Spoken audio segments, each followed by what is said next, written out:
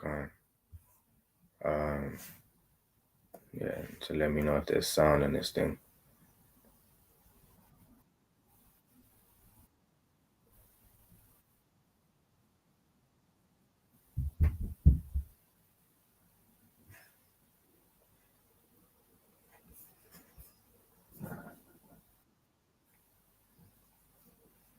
Okay, all praises, all praises.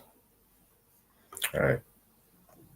So I'm gonna start again. Once I willing. We're up now. Salakia. So shalom again to everyone. Most High willing, you're enduring through all of the trials that the Most High tells us that we must be baptized with in order to enter into the truth, into the true salvation, right? We have to enter through much tribulation to enter into the kingdom. This is not some easy walk that we gotta go and everything's just gonna be fine. No, we take these tribulations and we live through it. And while we do that, I want to exhort everyone to continue to push forth this word, and not just that, but that we also make sure we're looking after ourselves as much as we go and we want our kingdom to be established. Remember to look after yourself. Remember to nourish yourself. Right. So there was a little issue with the sound. I'm gonna go back into the precept I was bringing out before, and then I'll start again. Most High willing. The sound is much better now. It's Ephesians chapter 5, verse 29. It says, "For no man ever yet hated his own flesh, but nourisheth and cherisheth it, even as the Lord the church." Right? So we cannot hate our flesh. Right? We cannot despise our own flesh, man. We're meant to nourish it. Right? So we get the definition of nourish. I'm just bringing this up. Right? Nourish, it means to provide with the food or other substances necessary for growth, health, and good condition.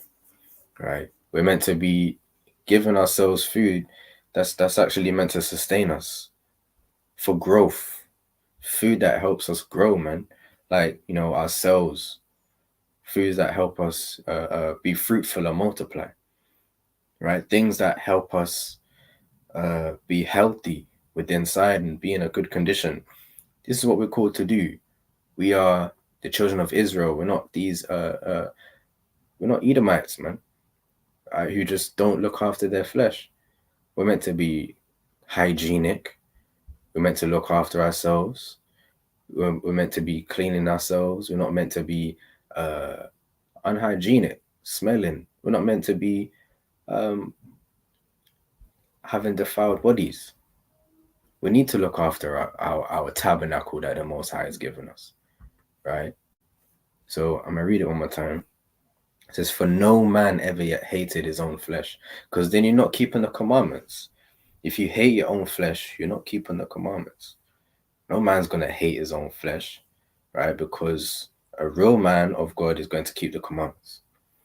He's going to keep the law, right? Let's go to Leviticus.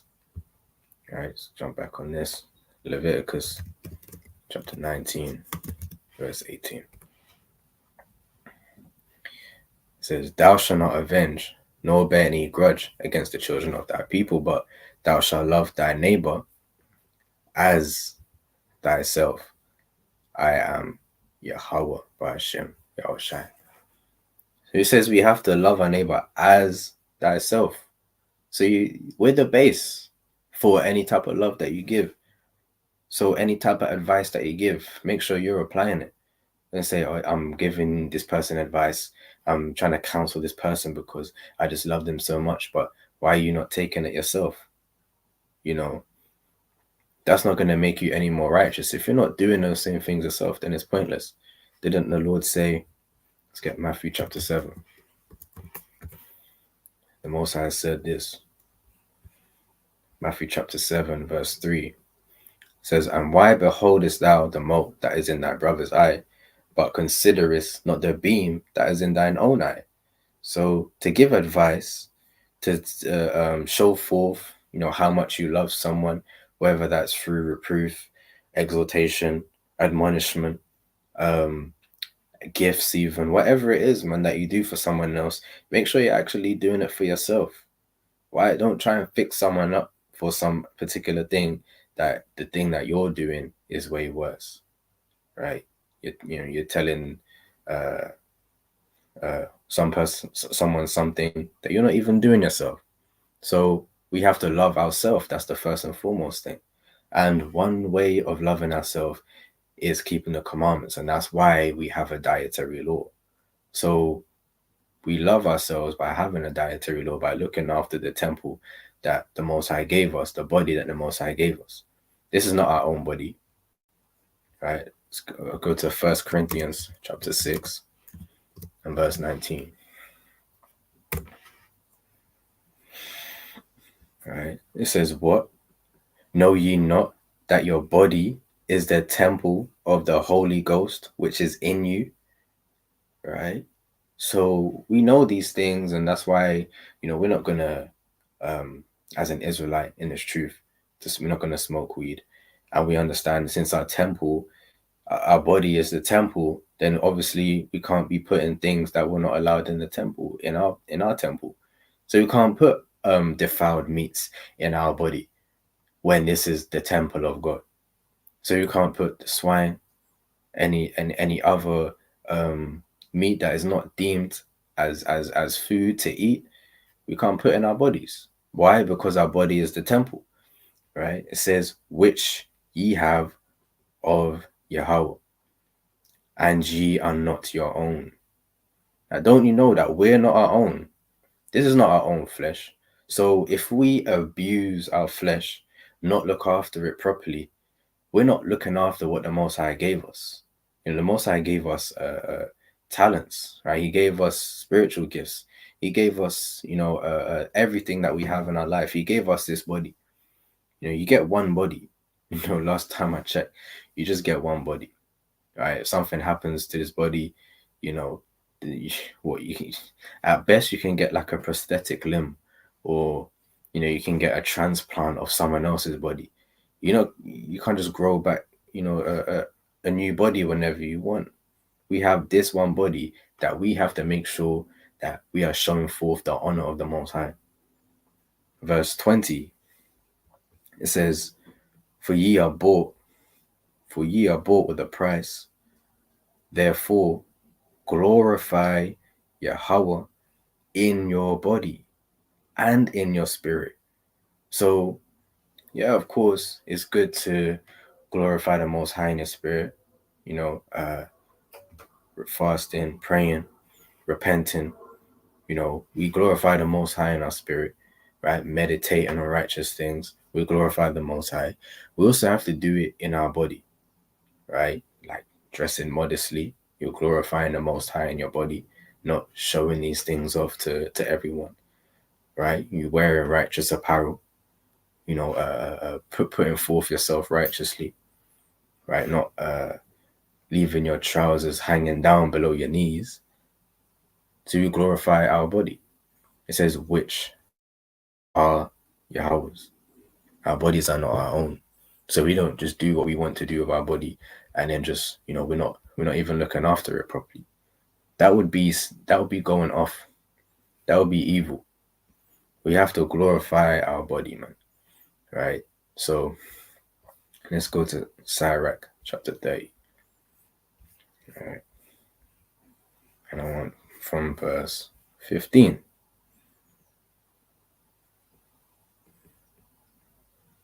All right. It says, health and good state of body are above all gold. Right? It's important to have health and a good state of body. Don't let anyone fool you into thinking otherwise, into thinking that it's okay to not have these things, to have a defiled body, to have an unhealthy body, or your body's not in a good state. That's not a good thing. If you're sick, you're in illness, or you have infirmities because your body's not in a good state? Would you rather be rich and sick unto death, or would you rather be poor and you're living healthy, you feel good about yourself, you feel energized every day, but you're just getting by, financially? Well, if you're sick, you can't even enjoy the things that you've got, right? No one likes being ill. No one's gonna choose that, right? No one would want to choose having an unhealthy body over having a healthy one, because that only has repercussions to it, only has negative things to it. It says health and a good state of body are above all gold, and a strong body above infinite wealth. So it's important to have a strong body. I don't let anyone fool you into thinking otherwise. You don't need to have a strong body. You can just do what you want to do with your body. Just let yourself go. Let yourself just be filled up with all of the things in this world, as long as it's clean, right? As long as it's not pork and shellfish and mushrooms and sea moss. Just let yourself go. Just eat as much as you want to eat, right? Eat as many cakes as you want to eat, eat as much sweets as you want to eat, drink as much alcohol as you want to drink. No, man. A strong body is above infinite wealth. We have to look after our body, right? This is the body that the Most High has given you. We have to invest in it. Let's get Matthew chapter 25. Right. And let's prove that. We have to invest in what the Most High has given us. This is Matthew chapter 25 and verse 14. It says, "For the kingdom of heaven is as a man traveling into a far country, who called his own servants and delivered unto them his goods. And unto one he gave 5 talents, to another 2, and to another 1, to every man according to his several ability, and straightway he took his journey." So we have gifts that are given from the Lord. These things are not our own, right? Let's prove that. Go down further. Go to verse 23. It says, "His Lord said unto him, Well done, good and faithful servant. Thou hast been faithful over a few things. I'll make thee ruler over many things. Enter thou into the joy of the Lord." So we want to be good and faithful. The things that we have been given from the Lord, we want to be faithful, right? Even with that, and say, "Oh, body, it's not all about flesh, right? Flesh will not enter into the kingdom." Hey, well, that's what we're given right now. Everything that we're given right now, we have to be looking after and taking care of. We can't be overly slothful. That's not looking after your body, right? You're not looking after your body by just being slothful and lazy, being a sluggard. That's not good for your body. Your body wants is made for labor, right? I believe there's, let's see, I believe there's hundreds of muscles in the body. Let me see.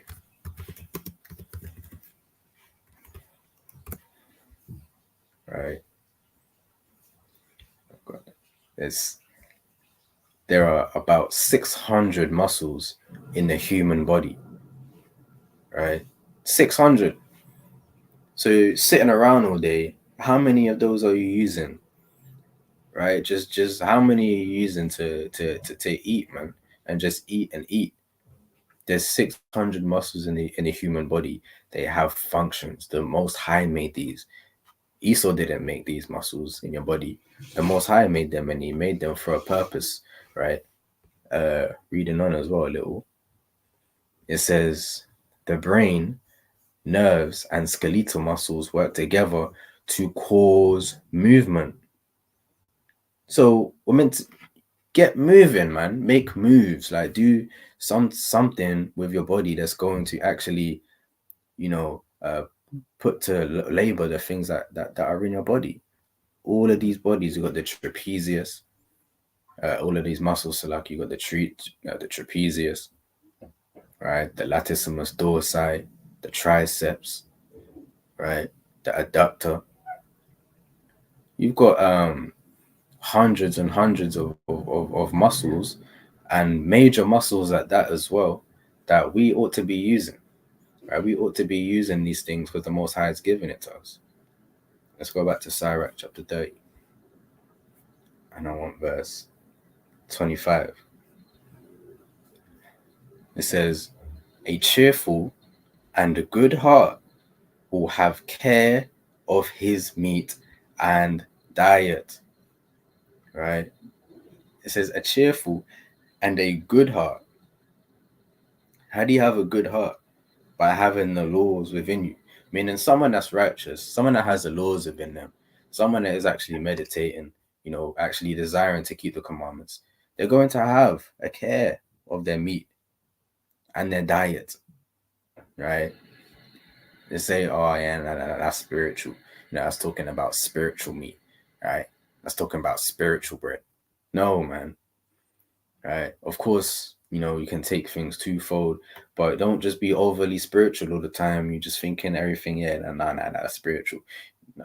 Nah, you really, it's mean this, it's going into that. Look, man, stop trying to find excuses to be overweight, man, right? To be unfit, unhealthy, to just have no care over your meat and your diet, right? A person who has the laws within them is going to have a care of his meat and diet anyway, because it's going to be thinking, or she's going to be thinking about whether what is put in front of them, or they want to buy or want to purchase in order to consume for themselves and for their family, is a clean substance to begin with. So naturally, you're going to have to care, right? But you don't want to be simple either. A lot of these things, they have all types of ingredients, and then you got to analyze them, you got to search them. You have to, as someone that's righteous, you have to look at what is in your body, right? You have to look at what you are putting inside of your body, right? It says to have a care of your meat and diet, the things you're eating, and even how regularly you're eating, right? If you're not, and that's, it's not just for overeating. Some people they're messing up because they're undereating, not eating enough. You're malnourished. You're not having enough of proper nutrients in your diet. You're just having, how many people just drinking fizzy drinks all day and sweets, man? You can't be in the truth just drinking Red Bull and Monster and Rock Stars, and then you're having a slice of pizza and some M&Ms and you call it a day. That's not, and you're saying, yeah, I'm righteous because I read this amount of chapters today. But your diet is nothing like someone who's, meditating on the scriptures is going to be like. You're saying, I don't eat vegetables. That's not for me. I don't really have fruits. I rather just eat sweets and drink fizzy drinks all day. That's not someone who has a cheerful and a good heart. People will over-consume themselves, and obviously you can have a balance, right? But people who over-consume themselves in things that are like these junk foods and these party foods, or these unhealthy type of things, it's not good for your mind, because everything it's got a spirit to it. So you're having these type of foods, it's not gonna give you a cheerful heart, right? A cheerful heart and someone that's happy, is you're gonna know someone that's happy, right? Because that person is going to be looking after their diet, right?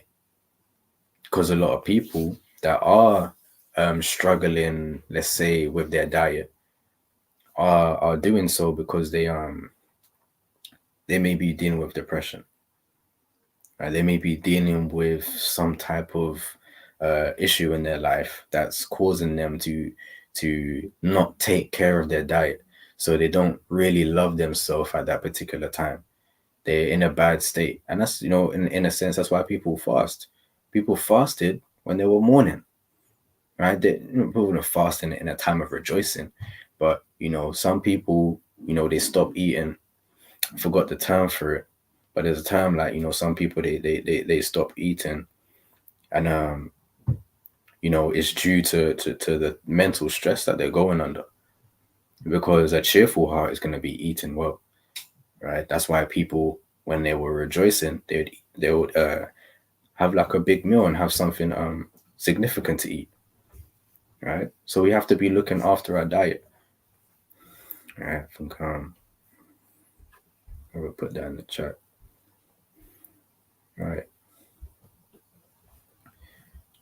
Like I said, if your muscles are not stimulated, your body will think you don't need them and get rid of them. So, right, as well as a diet, you have to have a strong body, right? You have to have a strong body. If you're not using it, and this is even goes through with the brain as well. If we go back to that page as well, right? It says the brain, nerves, and skeletal muscles, Salakia, work together to cause movement. This is collectively known as the neuromuscular system. So they all work together. So just like, right, you have to use your muscles. If you don't use your muscles, they're going to start depleting. They're going to be like, oh, why am I here? Your brain is the same thing, right? Your nerves are the same thing, right? So just like if you don't practice something, if you don't practice a particular activity, a particular movement, then you don't get that muscle memory. So you forget how to do it, right? After a while. Same with your brain.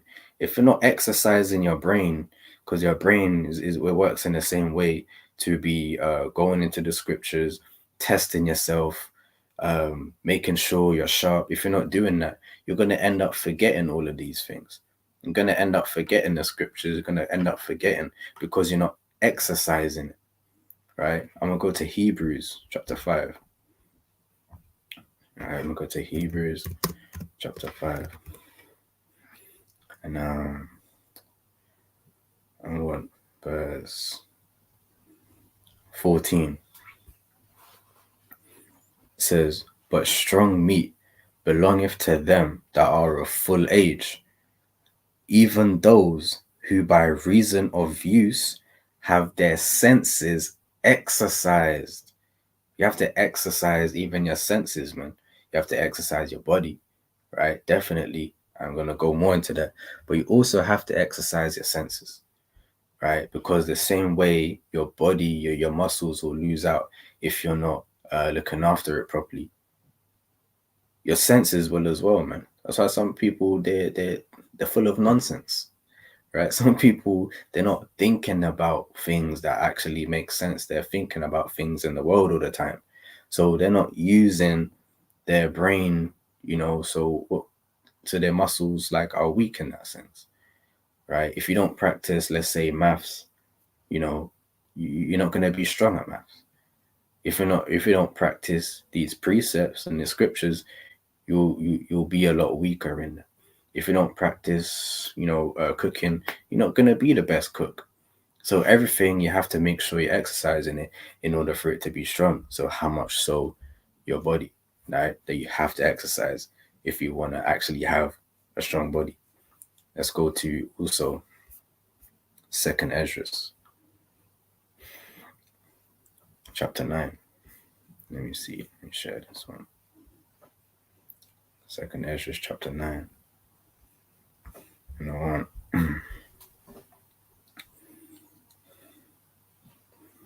verse 26.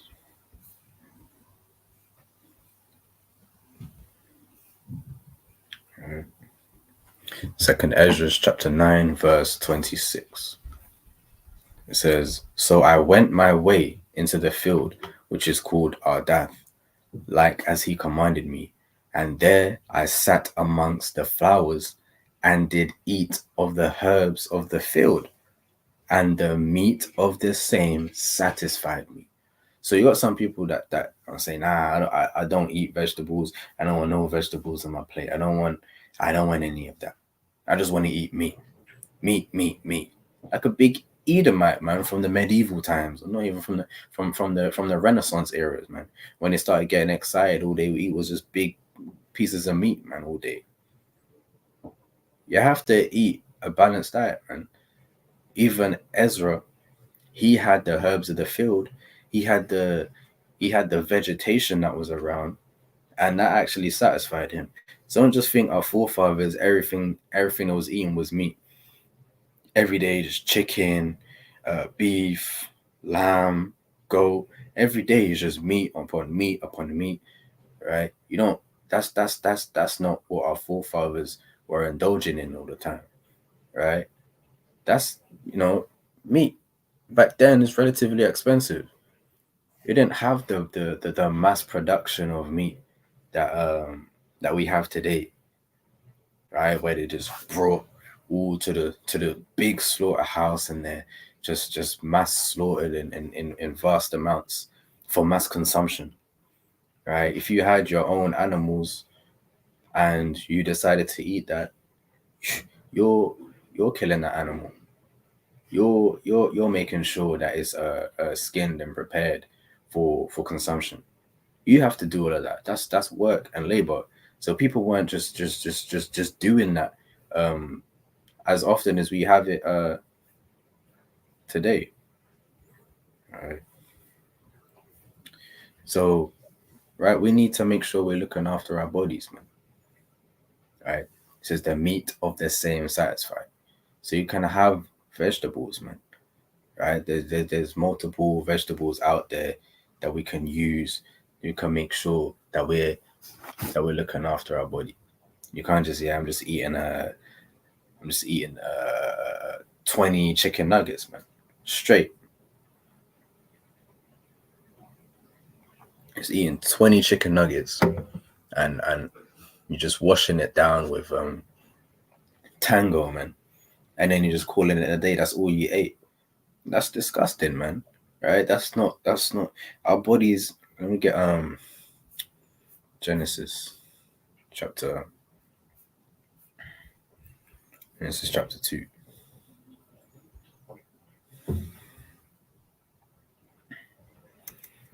It's Genesis chapter 2, verse 7. It says, and the Lord God formed man of the dust of the ground. Right? Of the dust of the ground. So we're made from the earth. We're meant to be eating the things from the earth. There's no sin in that. Right? It's, you can't just be against vegetables. Now we have to eat these things, man. Let's get that in Sirach chapter 38 and verse 4 as well. I just eat meat in every single meal and every single day. That's not right. You gotta expand, man. Right? Sirach chapter 38 verse 4 says, the Lord have created medicines out of the earth, and he that is wise will not abhor them. Right? So out of the earth were created medicines, right? Things that were fit for consumption. He that is wise will not abhor them, because naturally these vegetables and these fruits, right? They're medicines in themselves, right? We're meant to be having a balanced diet. Don't just be, oh yeah, I'm just reading precepts all day. I'm just reading scriptures. I'm just reading, and you're just drinking Red Bulls and Coca-Cola, man. Just big 2-liter bottle. You just drink that every day. Talking about, yeah, man, I'm just getting the word in. No, you're not, man. it's not resonating, because that's not right. That's not spiritual, man. Right? That's not spiritual. We've got to look after our body. The Most High has given us a temple, given us a body to live in. If you just despising it, just putting anything in it, just eating what you want, just in gluttony, man. Let's get Sirach 31. Right, you can't just be in gluttony. All right, Sirach chapter 31, and I'll get verse 16. It says, "Eat as it becometh a man those things which are set before thee, and devour not, lest thou be hated." All right, so don't, you see food, you get excited, man. All right, don't just see food and get excited. Think, like, do I need to eat this? Am I really hungry, or am I just eating because it's in front of me? People are gonna hate you, man, if they're offering you food and you're just taking it anyway. You're not even hungry. You don't even need it. You're already overweight. You need to start losing weight, and you're just taking food all the time still. I'm gonna go down to verse 19. It says, "A very little is sufficient for a man well nurtured." So a man that's got his spirit in check and rules over his spirit, he's a very little is sufficient for him. Right? You might offer a brother some food. Right? He just takes what's enough for him. Right? That's a man that's well nurtured. But if if someone offers you food, and then you take one, and then it's like, nah, I could do with some more. Nah, I could do with another one. Nah, that might not fill me. Let me just have some more. That's not well nurtured. Right? We are called to be well nurtured. Right? And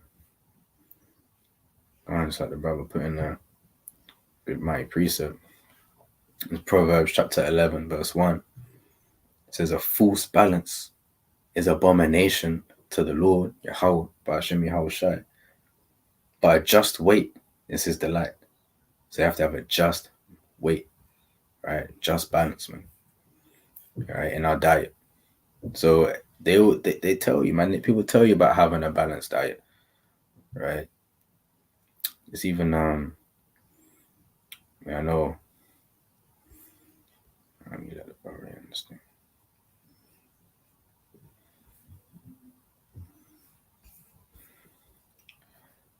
You will tell you about a balanced diet.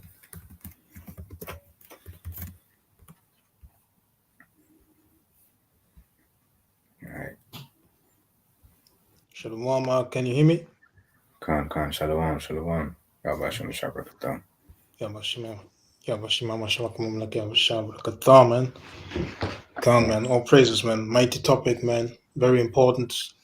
Every single brother and sister need that literally every single day, because we eat every day. So there's no reason to skip that. Yeah, man. Khan. And this is just a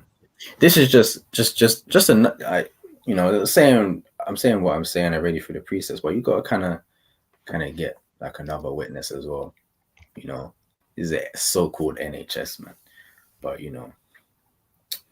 It says eating a balanced diet. It says eating a healthy, balanced diet is an important part of maintaining good health, and can help you feel your best. Right? It's important that we feel good. Sometimes you don't want to make provisions for the flesh where you feel groggy, or you feel slow and tired and lethargic, lackadaisical, unimpressed, unenthusiastic.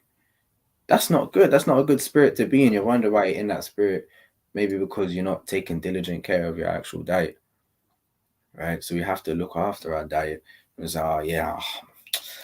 some people, man, in the so-called workplace, the plantation, they say that. They always complaining, I'm so tired. Every day, the same thing. Oh, I'm so tired. I just want to go to my bed. I'm sick of it. I'm tired. The same people that I see in the morning, right? Coffees, Red Bull, eating junk food all day. Well, of course, right? And then they see what I'm eating, and then they're like, oh yeah, it looks good. You're coming in with chicken and chips, man, every day. and and the meat and chips, man, from the kebab place every day with the dripping in burger sauce and mayo. Talking about, oh, I'm so tired. Is 1 p.m. and you're having kebab and chips, man. You had that yesterday. So you gotta have a balanced diet. Right? I'll read on a little bit more. It says this means eating a wide variety of foods in the right proportions and consuming the right amount of food and drink to achieve and maintain a healthy body weight. So that's something that we should be doing, right? Looking after our body and even in drink and making sure we actually have a good body weight, right? You don't want to be, nah, I don't want to look at the scales. It scares me. Nah, man, look at them scales, man, right? You'll be unwise to, nah, I don't want to look at the scales, you know. I don't, I'm going to get scripture in James chapter 1, I believe. James chapter 1, verse 20.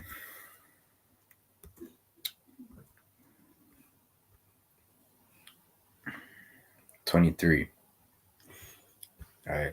It says, for if any be a hearer of the word and not a doer, he is like a man beholding his face in a glass, beholding his natural face in a glass. So someone that doesn't actually do the word and just likes to hear it is likened unto someone who looks at themselves in a mirror, right? Verse 24, it says, for he beholdeth himself. So you see yourself in the mirror. It says, and goeth his way, and straightway forgetteth what manner of man he was. So someone that goes in front of the mirror, sees what they look like, and just forgets about it. You see that, you know, your face is just all messed up. You know, you woke up for work and, you know, you got all types of marks in your face. You didn't even wash it, but you just just go to work anyway. Your jumper's on the wrong way round. You know, your socks is on, you know, got odd socks on. You know, you got odd shoes on. You look in the mirror and say, here's what it is. I'll just go to what it is. Here's what it is. This is what we're saying the whole time, you know, this hatred, kind of hatred for your own self. You don't love yourself enough to actually pan up and fix up. But then when you see someone else, you're gonna tell them, oh, fix a jumper, man. Hey, wipe your face. Oh, you know, do this. You got bogies hanging out your nose, man. You know, fix up, man. You're gonna tell someone else that, but you didn't even do it for yourself. Right? Love yourself, love your own body. So if you see and you look in the mirror and you see things that are undesirable, right? You see things like, nah, I don't really want to be that way. I don't really want to, you know, be. You analyze yourself in any type of sense. I'm always tired. You know, why do I feel this way? Right? You got to look at your diet, man. Right? Don't look at yourself and see that you need some improvement, and then not make any moves to actually do something about it. Right? Because that's likened unto what is it saying in verse 23? For if any be a hearer of the word and not doer. So someone who has a mindset that they see themselves, they see their bodies, they don't find it satisfactory, don't want to do anything with it, don't want to be any healthier, don't want to, you know, eat better, don't want to drink better, and just be like, it is what it is. You know, like you're just going to waltz into the kingdom anyway. It just is what it is. We're going to get new bodies. Look after the body you got right now. You're talking about, yeah, we're gonna get new bodies in the kingdom anyway. That's wicked, man. Right? if you look after your money, you're gonna say, I'm gonna get money in the kingdom anyway. I'm not gonna save my money. I'm just gonna spend it off and do whatever I want with it. Now you look after that though. So last time I checked, we just read that a strong body and a healthy body, paraphrasing, is above all gold and above and infinite wealth. So how are you putting money above your body when your body's worth more than that? So if you save your money, why don't you save your body, man? Save your flesh and actually invest into that, right? Not say that's everything that's gonna that automatically is gonna get you to the kingdom, but what we're seeing through the scriptures, there's something that we ought to be doing as well.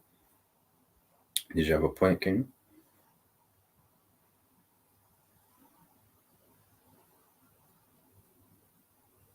Salak, yeah, I was on mute.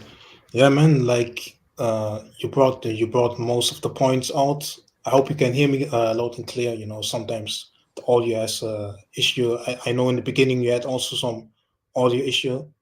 You can hear me loud and clearly, right? Can't. Come on, praise, yeah. It's very important with the body. You know, we can't neglect that. You straight up reminded me. I believe it's in the Third John. Verse 1 straight up. Let me see. Can you if you can you go to the screen as well, probably, Can't. so yeah, can the brothers and sisters can see it as well. I believe, yeah, I can. Third John, um starting from verse 1, it says, the elder unto the well beloved Gaius, whom I love in the truth. Verse 2, beloved, I wish above all things that thou mayest prosper and be in health, even as thy soul prospereth. So it's very important, like who was in the chat, who posted Proverbs 11:1, wake up Israel, false balance, abomination to the Lord thy God. So it's very important that we not only, in the spiritual sense, which is obviously, the most important sense, because when we spiritually already, are in check, then we will more likely be educated and actually having the motion and the understanding to also take care of our body, like it says in Sirach 19 and 19, you have the knowledge, of the law of the Most High God, and this is a doctrine of life. So you basically know now how to actually maneuver a little bit better, uh, but you have to be also, um, um, aware about your physical body as well. The Most High gave it not just like that, but we right now walking in this life. So obviously, we need to deal with the elements so that we can still preach the word, and looking forward to the famine and stuff like that.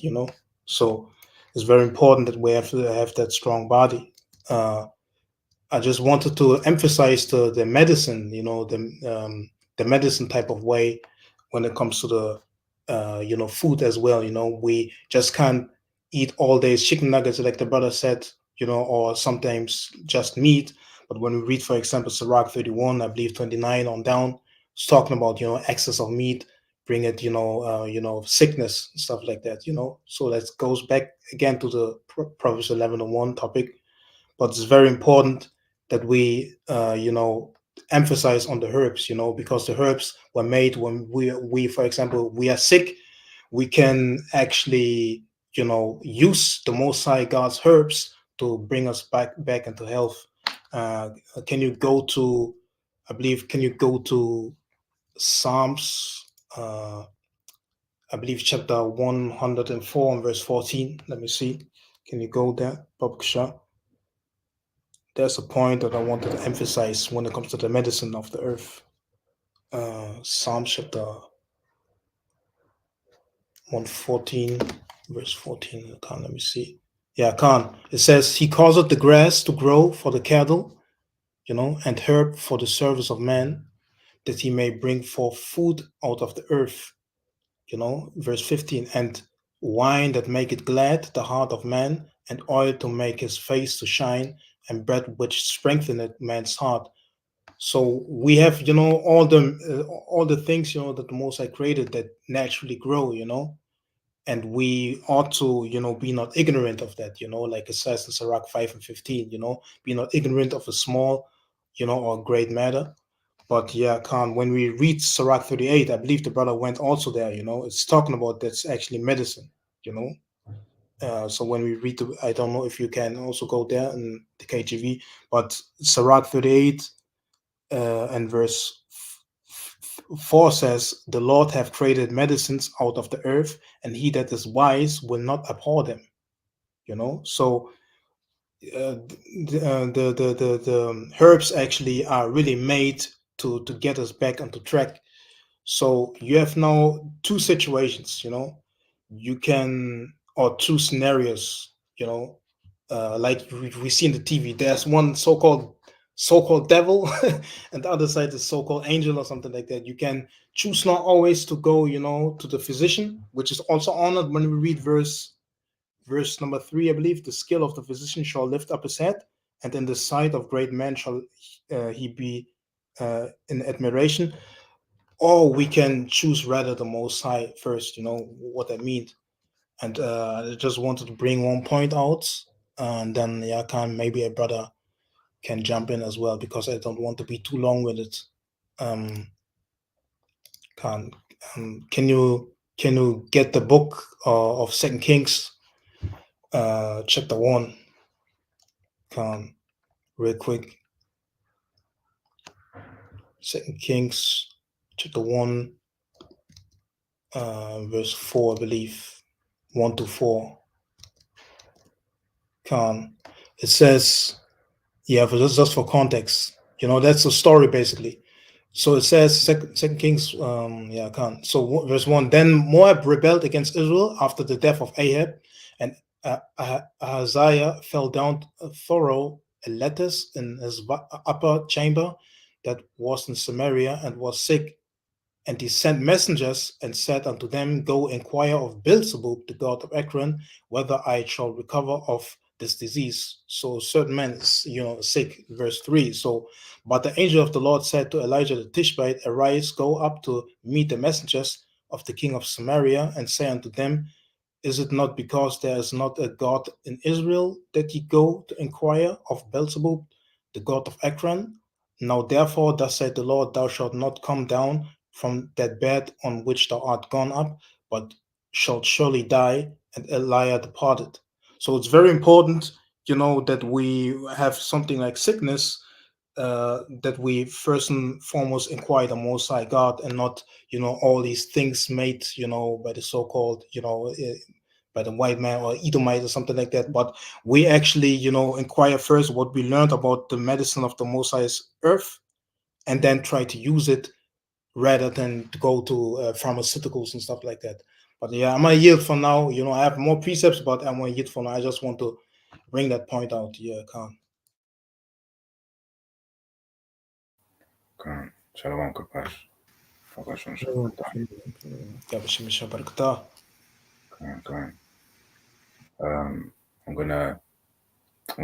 add to what you were saying. I'm gonna go to second Samuel chapter 2. Right. It's important that we look after our bodies. Right. Second Samuel chapter 2. Because everyone was saying, I'm a soldier, right? In the kingdom, I'm gonna do this, I'm gonna do that. I'm gonna beat the damn slaves with this, and I'm gonna be chasing them down. We'll see, man. This is Second Samuel chapter 2, verse 18. Right. It says, and there were 3 sons of Zeruiah there, Joab and Abishai and Asahel. Right. These are the soldiers of King David. Right. We're meant to be soldiers, man. Right. Especially for brothers saying, that they're in a camp. They're saying, I'm in a camp. I'm a soldier. I'm this and I'm that. I'm a man of war. The Lord is a man of war. If the Lord is a man of war, right, the Most High Yahweh is a man of war, right? A soldier, a general, captain, a vanguard. He's at the top, a man of war. There's attributes that come to warriors. Let's look at a warrior. All right. Let's look at a warrior. All right. What does a warrior look like? All right. You're gonna see the general type of, right? You got this guy, right? Warrior. Now you got these so-called these Moabite warriors, right? And they're, you know, they're in shape, man. All right, don't get it twisted. These kung fu warriors, they're in shape as well, man. All right, got these guys, got the kung fu masters, you got the ancient Spartan warriors, man. All right, so they in general, warriors, right, are in shape, man. Right, they look after their body, even the women, man. Right, so in general, soldiers, they look after their body. Right, so we need to make sure we're warriors. Right, it says, and there were three sons of Zerai there, Joab and Abishai and Asahel. Right, King David's warriors. Right, Joab would be the captain. Right, you also had Abishai and Asahel. Right, these two mighty men. It says, and Asahel was as light of foot as a wild roe. Right, does that mean he was just a light of foot? No, he was, yeah, he had light skinned feet. No, man, it's not saying he had light skinned feet, right? And his feet were, yeah, they weren't like burnt brass. You know, it's saying that he was quick on his feet, right? He was fast, saying he was as fast as a wild roe. I don't know if you've seen a wild roe or seen what these animals kind of move like in the wilderness, and I mean in the forests, but these are fast animals, right? I believe they go up to about 40 miles an hour, if I'm not mistaken. Right. Let me see. I've got it up here. How fast can a roe run? It says roe deer have been recorded running at up to 37 miles per hour. We were saying, yeah, I'm a soldier. Yeah, man, I'm a warrior. Well, warriors and soldiers, they're in shape, right? They're fit, right? They look after their bodies, right? Asahel, he could run 37 miles per hour. You have accounts of these warriors, and they were slaying these heathen. They were putting, to flight all of these people. They were chasing people. No one's gonna chase after someone whose belly is protruding, and they don't look after their body. No one's. Oh no, what's he gonna do? What's he gonna do? Right? Because he can't chase after anyone, really and truly. He's gonna run out of breath. Right? He's gonna be coughing, and you might have an asthma attack. You have to look after your body, man. Right? It says it's 37 miles an hour. Let's look at Usain Bolt speed, because it's not 37, right? You thought Usain Bolt was fast. Usain Bolt, his highest speed is 27.78 miles per hour. So Asahel, he was most likely, right, faster than Usain Bolt, man. Right, so the soldiers, they were faster than Usain Bolt. Right, they were faster than Tyson Gay and Justin Gatlin, man. All right, same with the sisters, man. All right, sisters were in shape. Right, it wasn't. It's not comely, you eating these overly processed foods that you're getting from these shops, man. We didn't need to have Skittles and Snickers bars and all of that. When you got fruits and trees growing all around you, so we had our bodies in shape. All right, I'm gonna go to one. I'll pass it on. I'm gonna go to Genesis chapter 18. So we have to have our bodies in shape. It's Genesis chapter 18, verse 6. All right. It says, and Abraham hasted into the tent unto Sarah and said, make ready quickly 3 measures of fine meal, knead it, and make cakes upon the hearth. Right. It says, and Abraham ran into the herd and fetched a calf, tender and good, and gave it unto a young man, and he hasted to dress it. And he took butter and milk and the calf which he had dressed, and set it before them, and he stood by them under the tree, and they did eat. So this is when they seen Yahushua and the angels, and they're making a meal, right? They only went to take that calf, right, because they wanted to impress Yahushua that was there, and show respect unto him and the angels. Really, right, is look at that process in order to get a calf, make sure, it's ready, and then make it, it's a long process. But taking fruit, taking vegetables, and like lentils and pulses that you get from the taking these things is relatively quick, right? It's literally in the ground. You just got to kind of pluck it out of the ground, wash it, and then boom, you're good. You can't really do that with animals.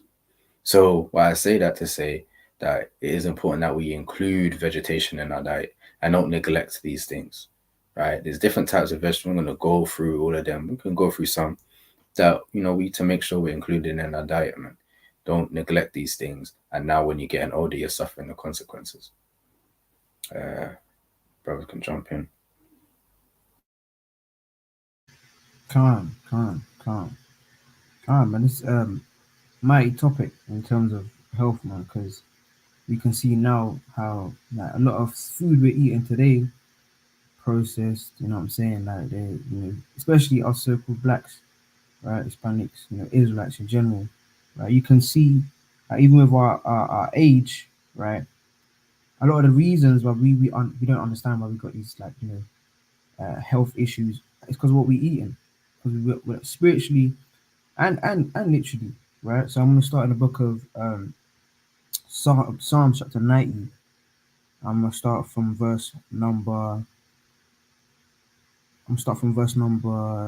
9. It says, this book of Psalms 90 and verse 9, it says, for all our days are passed away in thy wrath. We spend our years as a tale that is told.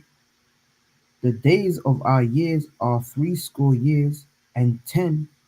And if by reason of strength they be 80 years, yet is their strength labor and sorrow, for it is soon cut off and we fly away. Right? So we can see here that, and I'm going to go to Genesis as well, showing you that how over the process of time, the typical age people would get to has obviously decreased. Right? And obviously that's due to what? The food being defiled, the air being polluted, right? Us being just wicked in general. Your time on earth, well, you're not gonna really live long. You're just taking up space. You know what I'm saying, right? So let me contrast that as well, right? In the book of Genesis, right? In Genesis 5, because in Genesis 5 we can, early on in the creation, we can see that man was living till I'll read it, right? It's the book of Genesis, chapter 5, and I'll start from. I'll read start from verse 5. I'll start from Genesis 5 and 3, right? It says, and Adam lived 130 years and begat a son in his own likeness after his image, and called his name Seth, right? So, and then it says in verse 4, and the days of Adam after he had begotten Seth were 800 years, and he had begotten sons and daughters, showing you that even at that age, people were still given being able to have kids, right? You kind of get to a specific age now, and you're out of the game, right? There's no more kids, But you see here that at 130 years, right, Adam had Seth, and then it says in verse 4, and Adam he lived 800 years, right? And he had sons and daughters. That wasn't just Seth, showing you that time the food that they'd been eating early on in time must have been different, right? Because the ground was probably very fertile, was fruitful, right? It wasn't just potatoes, right? And I read on. It says in verse 5, and all the days that Adam lived, Salakia, let me correct myself, were 930 years, and he died, Salakia. So I said 800, but he actually lived 930 years, Salakia, right? And obviously, when you read down, you'll continue to see that Man wasn't just living. Okay, you got to 70, all right, and that was it. Because obviously, you know how now, we when our parents, well, back in the world, we used to, the parent might get to 50, right, 70, having some big birthday bash because 70 nowadays that's a big thing. But now, prior to that, we see here that people were living to 900, man, right? But as you see, because we're so wicked, really, right? We saw. Let me get that precept as well. Let me get that precept in the book of Ecclesiastes 7, right? Because we saw out many inventions, like it says in Ecclesiastes 7, right? And that's why you see people are just, why did he die? Well, he got diabetes, man. And it goes back to the curses as well, right? So like it's a book of Ecclesiastes chapter 7 and 29. It says, "Lo, this only have I found, that that Yahweh have made man upright, but they have sought out many inventions, man." And Jake loves KFC, right? That's his only diet. KFC, right? Popeyes, because they got that in the UK now, right? All these crazy, these are many inventions. You can't just be living off of Popeyes, man, and KFC and Pizza Hut, right? And you, what's going on with me, man? Why am I not? What's going on with my body? Or you're just stuffing your face, man. You're not having a righteous balance, right? Because hey, there's nothing wrong with eating that, but you gotta have a righteous balance, man. But Khan, I'm gonna go to that point as well, in terms of how the land's been defiled, right? In Genesis, right? Classic, right? Genesis 27, right? Because it shows you how, and we went over this last week, I believe, right? Genesis. I'm gonna read Genesis 27, and I will read verse 39. It says, "And Isaac his father answered and said unto him, Behold, thy dwelling shall be the fatness of the earth and of the dew of the heaven from above." So obviously Esau, with how he is now, right, he owns the land. So everything that he's producing, that's not fruitful. That's not something where they're trying to give, GMOs, right? These are 3D. I was speaking to people at work today and telling me about, 3D. I'm trying to argue them talking about a 3D printed food, and that's not something we should be eating. You can tell me, yeah, they're gonna print out for the Passover. We're gonna print out the lamb. We're gonna print out the lamb for Passover. Hey, that's off, man. It's not even a real lamb, right? Yeah, man. This is wicked, right? Another thing, maybe we can put it up later. I think they've passed this law in the EU, right, that they're gonna feed animals like insects, like chicken and all beef, like cows, sorry, they're gonna feed them insects rather than what they naturally do. They're trying to say, okay, because of pollution and all of that malarkey that they make up, man, right? But we can see, even I'll go to Leviticus 18 as well, right?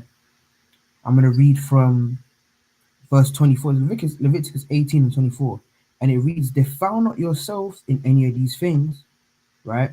"For in all these the nations are defiled, which I cast out before you." So what these nations have today, and that's defiled, man.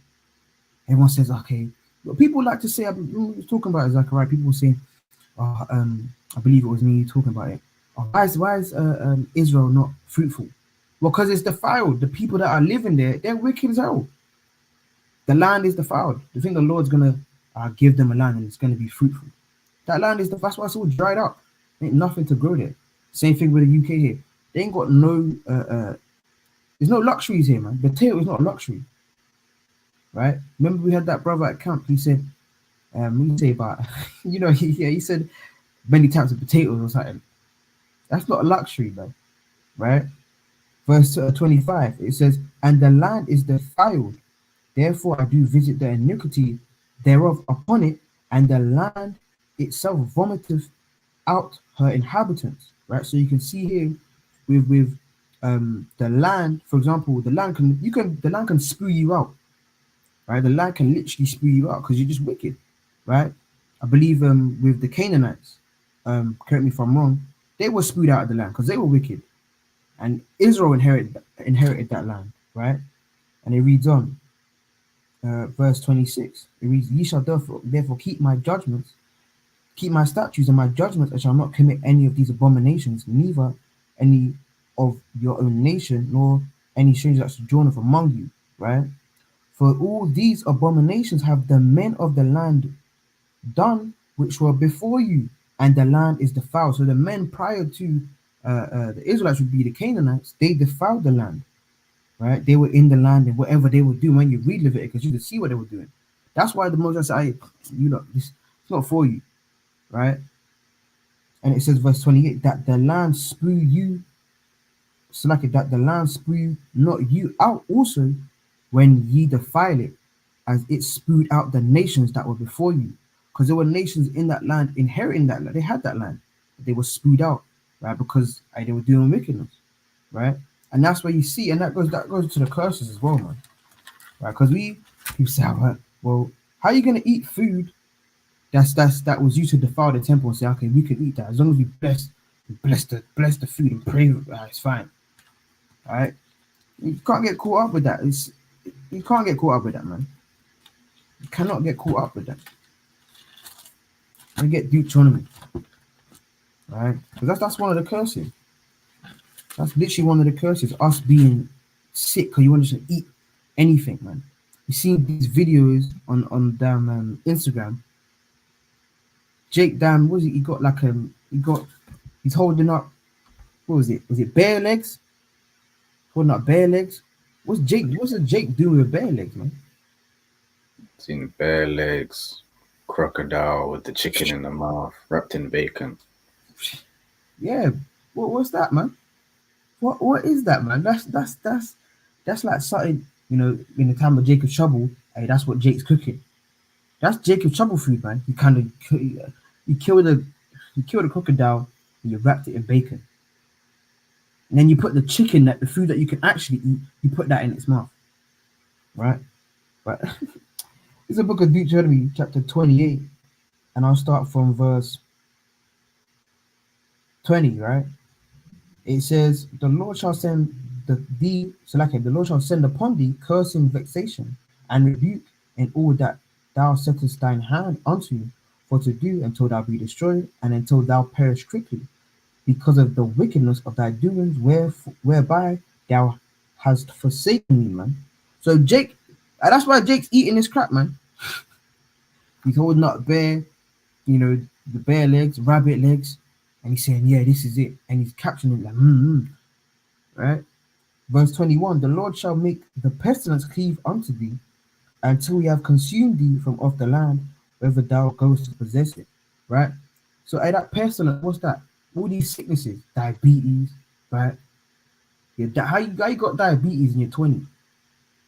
Right? I don't know if there's anyone that has it, but if you got diabetes in your 20s, something's wrong, man. You're eating the wrong diet. Like Professor Clump, whatever that movie is. You're just eating, yeah. And you know in the movie they're clapping for him, trying to fight over the chicken, man. Right?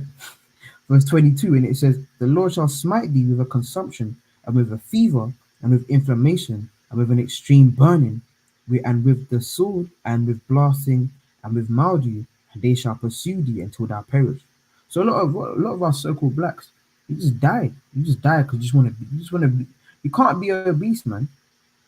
You can't be obese. And then you have people saying, hey, the King David, right? So called, and they're gonna, you know, the King David, but hey, David wasn't looking like that, right? David was a warrior, right? And that's why you gotta really, you know, you gotta take care of your body, man. You don't want to allow these. You can't be young, and you know, obviously in ignorance we used to kind of grow up with eating, you know, sweets, and that was it, right? You know, call it a day, chicken and chips. I call it a day. But now you're a bit more conscious. You got to kind of think about what you're putting into your system. You got to think about, well, you know, what is you're reading, what is you're watching, right? Because that's going to influence, you know, you as you grow older. But can't argue with that.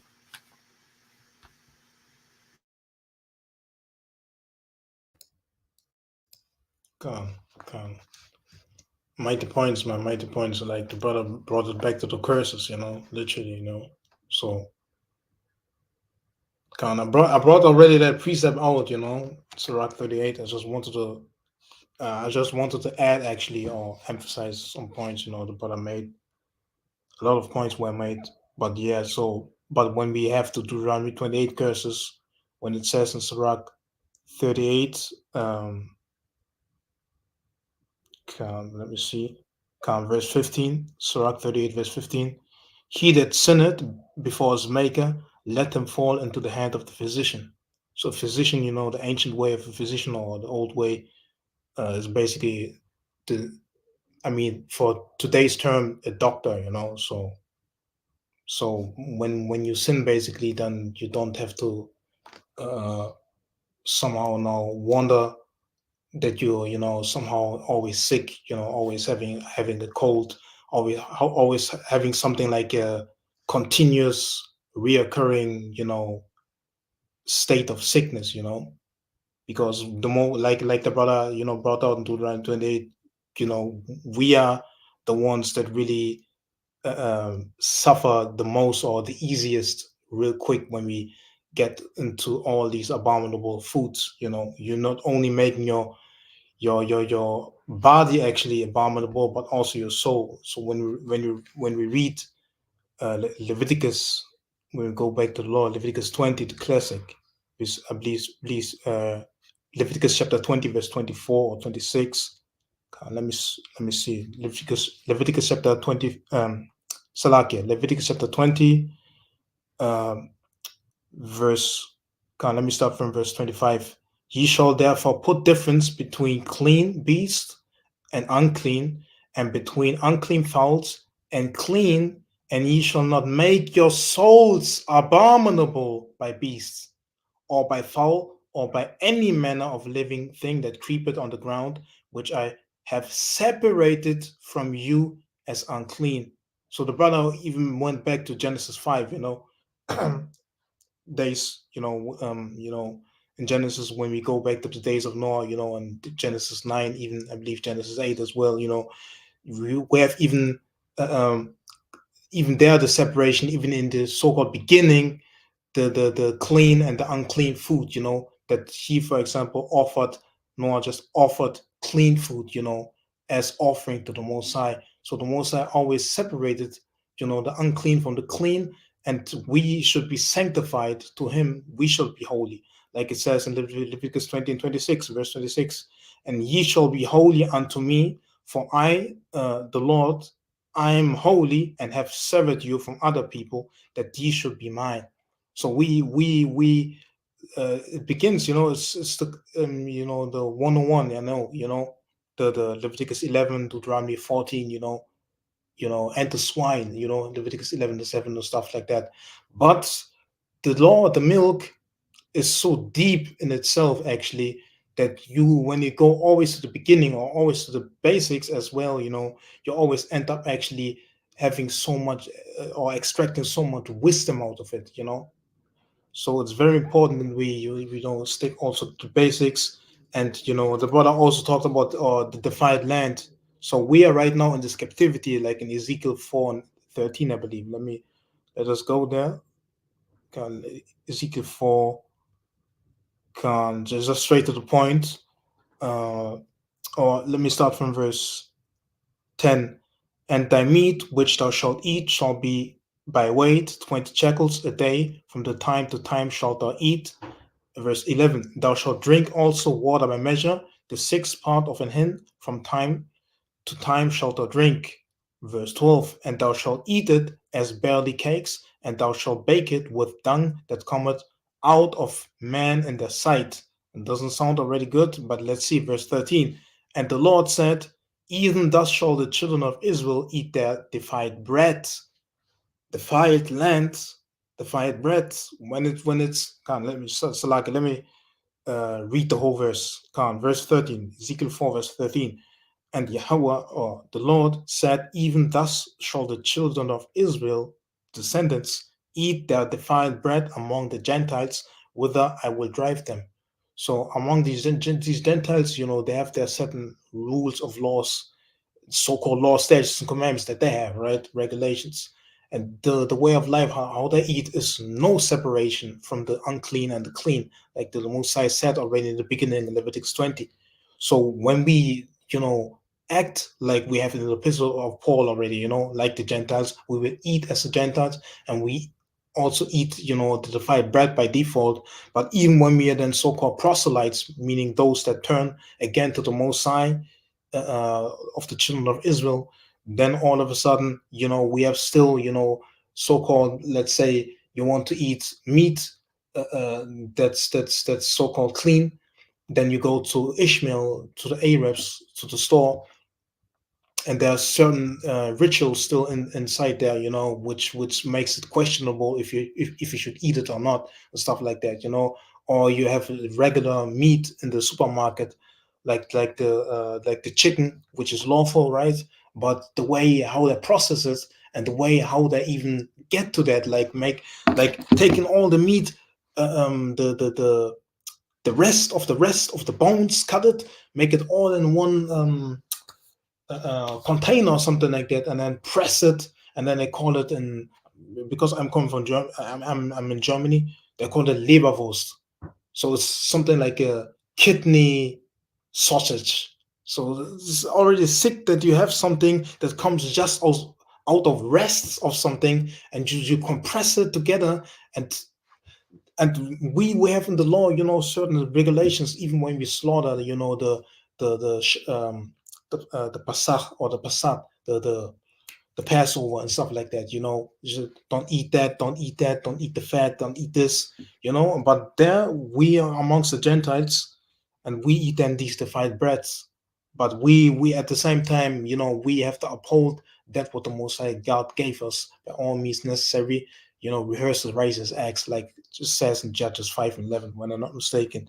I talked so much, but the brother brought mighty points. So I let me see if I can remember. You also talked about, that today everything is, in the value, on the nutritional value. For example, we have so-called potatoes, but back then, in Genesis 5, we had, land that was very fertile and very strong.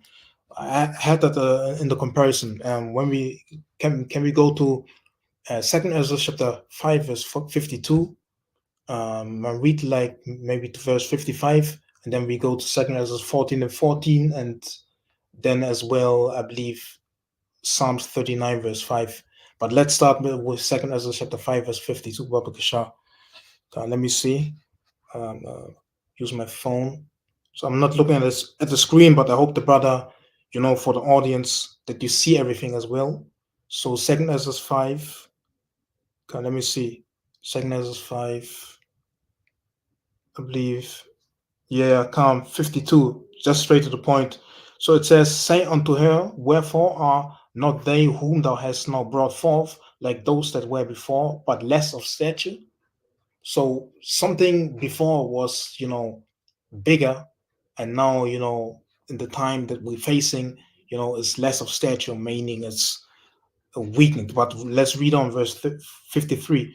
And she shall answer thee that the bone and the strength of youth are of one fashion, and they that are born in the time of age, when the womb faileth, are otherwise. Consider thou therefore also how that ye are less of stature than those that were before you. So just like you age over time, your literal physical body will deteriorate, the right English word, because not my native language, but basically you're getting weaker over time, in age. Like a 90-year-old is so-called more feeble than somebody who's just, 10 years old or something, right? So the same way, those in the ancient world, like the brother Chapash, Hayal also brought out, we had better resources and stuff like that as well, because we had also better food to eat from. But yeah, let me stop at verse 55. It says, and so are they that come after you less than ye, as the creatures which now begin to be old and have passed over the strength of youth. So yeah, Khan. So it's the same thing, Khan. Let's go to these other two precepts, and then I'm a yield because I don't want to speak too much. Sirach 32 and 8 says that. Khan. So let me see. I believe Second Ezra 14. and verse, let me see, I believe verse 17. Second Ezra chapter 14, verse 17. For look now, much the world shall be weaker through age, so much the more shall evils increase upon them that dwell therein. So that goes even together with the prophecies in Second Ezra 15, verse 8, on Jeremiah 51 or in Jeremiah 49, I believe verse 6 or something, where it's talking about that, Babylon on all the sins, reach unto heaven and stuff like that. And then when we go to Acts chapter 3, verse 18, I believe, let's read it even, matter of fact, Babak Shah Salakia. Let me see if I can find it. I believe verse 19. Second Salaki, Acts chapter 3, verse 19. Repent ye therefore and be converted, that your sins may be blotted out, when the times of refreshing shall come from the Lord, from the presence of the Lord. So we have also in Isaiah, I believe 65, verse 17 or something, 15, talking about, that the world will be, or the earth will be refreshed, basically, when it's talking about the new earth and the new heavens. It's talking about refreshing. So when everything's refreshed, we will have also the better fertile land that the brother Hapash Khayal was talking about as well, in the ancient world. Everything will be refreshed, so we have better food as well, not that wicked ass defiled land that we have among the Gentiles, where the Lord have driven us, like we read in Ezekiel 36, I believe 24, something like that. But yeah. One last precept. Psalms, let me see, Psalms chapter 39, I believe, Lord willing, because Psalms 39, verse 5, behold, thou hast made my days as an handbreadth, and mine age as is nothing before thee. Verily, every man at his best state is altogether vanity. Salah. So the brother, Zechariah, he also brought out, he showed to us, Usain Bolt and the greatest speed, because he's like the epitome, the highest standard of the fastest, ever walking that we know in records. But even he is vanity, compared to the ancient world and the things that will happen, when all things will be refreshed by Hamashiach Yahusha and the one. Can I yield with that?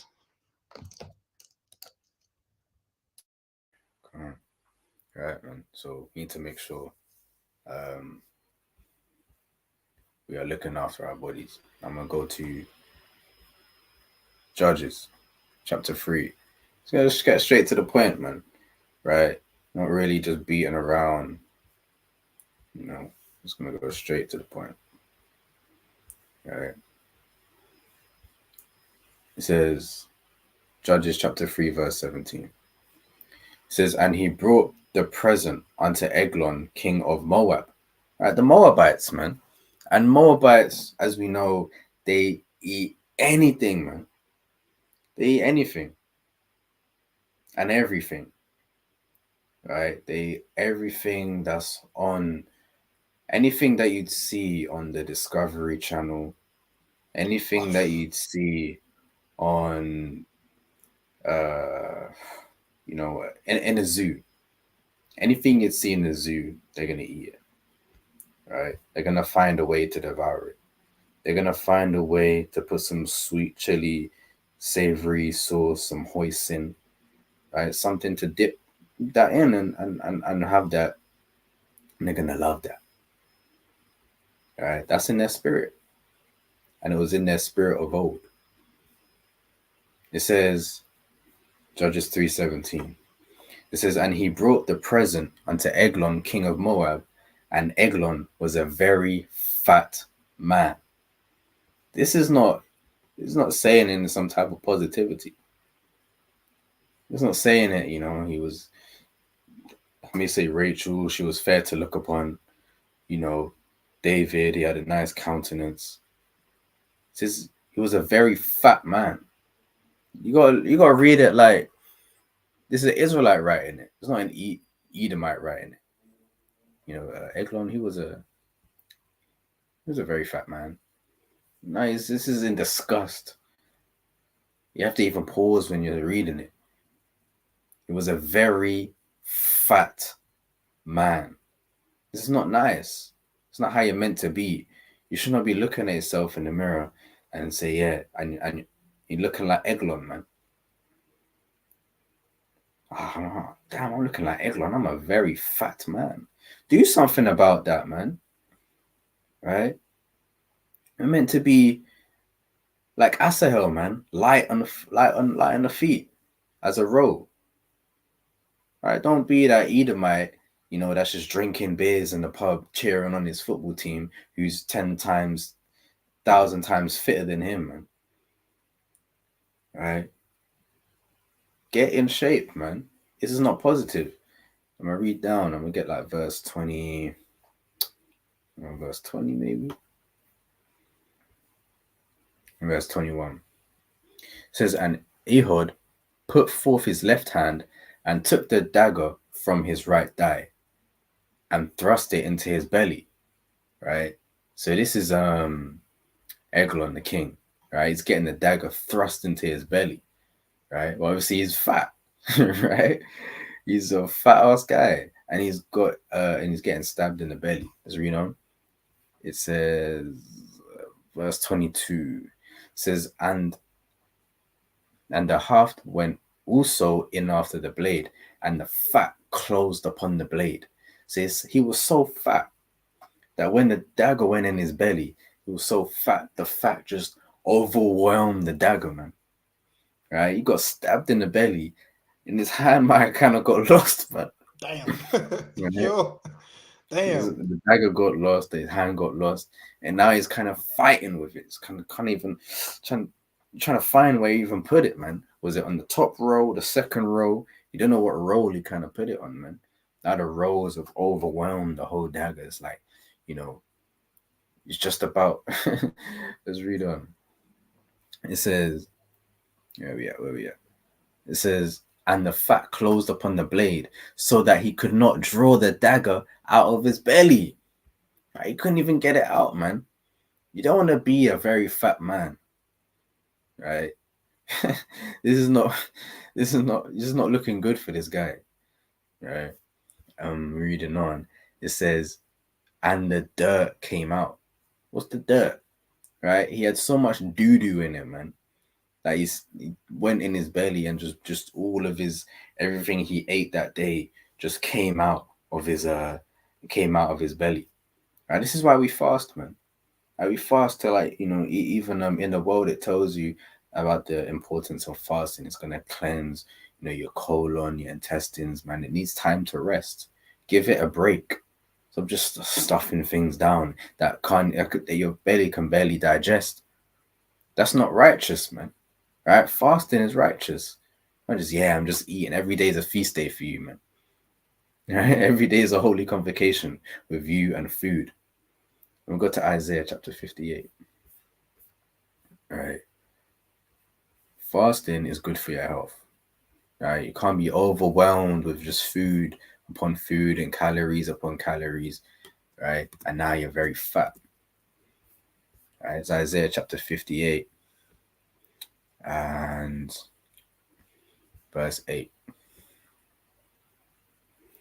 says, then shall thy light break forth as the morning. So this is talking about fasting. Like when you're fasting, your light's going to break forth as the morning, right? Meaning you're going to have a lot of light, meaning you're going to have this understanding of the scriptures is going to be expounded onto you. Your righteousness is going to be increased in a fast, right? Just as dark turns to morning, right? Your darkness of you fasting is going to turn to light.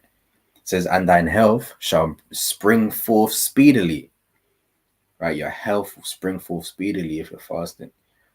Right? If you are struggling with weight, right? You're struggling with eating habits, then the best way to counteract the fact that you ate a lot is not eat. Right? This is one of the chief ways to factor that in. Plus foods and things like that can cleanse your body, that can flush out your system, right? With herbs and root vegetation.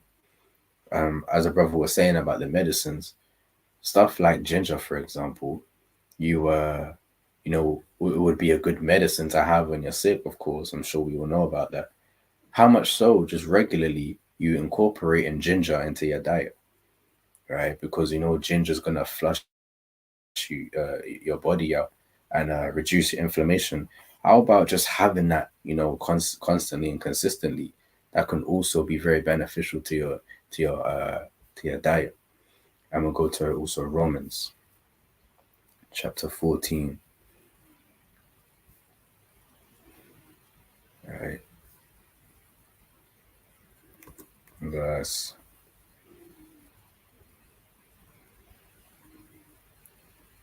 15.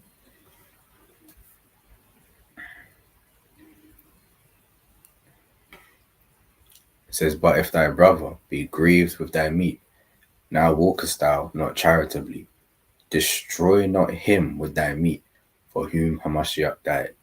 So, right, you have situations where people are going to have different diets to you, right? People are going to eat differently to you. You can't force any type of diet on someone, when it's lawful anyway, right? So we're not here, really saying if you don't, we can't really go and give anyone a specific diet plan and say if you don't fit this specific diet plan, then you're wicked. You're not going to make it into the kingdom. We can't do that. All we can do is suggest things that would be good to eat, would be healthy. That is what our forefathers were deeming as a healthy lifestyle. You cannot be out here just being overweight and fat and just be content with that, not making any moves, man, and just calling yourself a soldier. No, just do something about it, man. If you know if you look in the mirror and you see that you should make improvements, then make those improvements. That's love. That's who you love in your body. You love in yourself.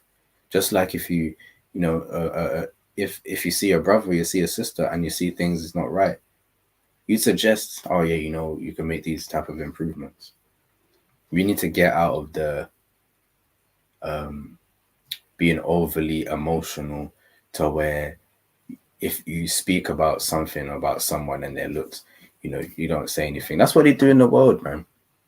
You got people that are like obese in the world, and then people saying, oh yeah, this is I don't know what they call it, but like they try and encourage it, not saying anything about, oh yeah, she looks so good, you you're really wearing that outfit well, and she's not, right?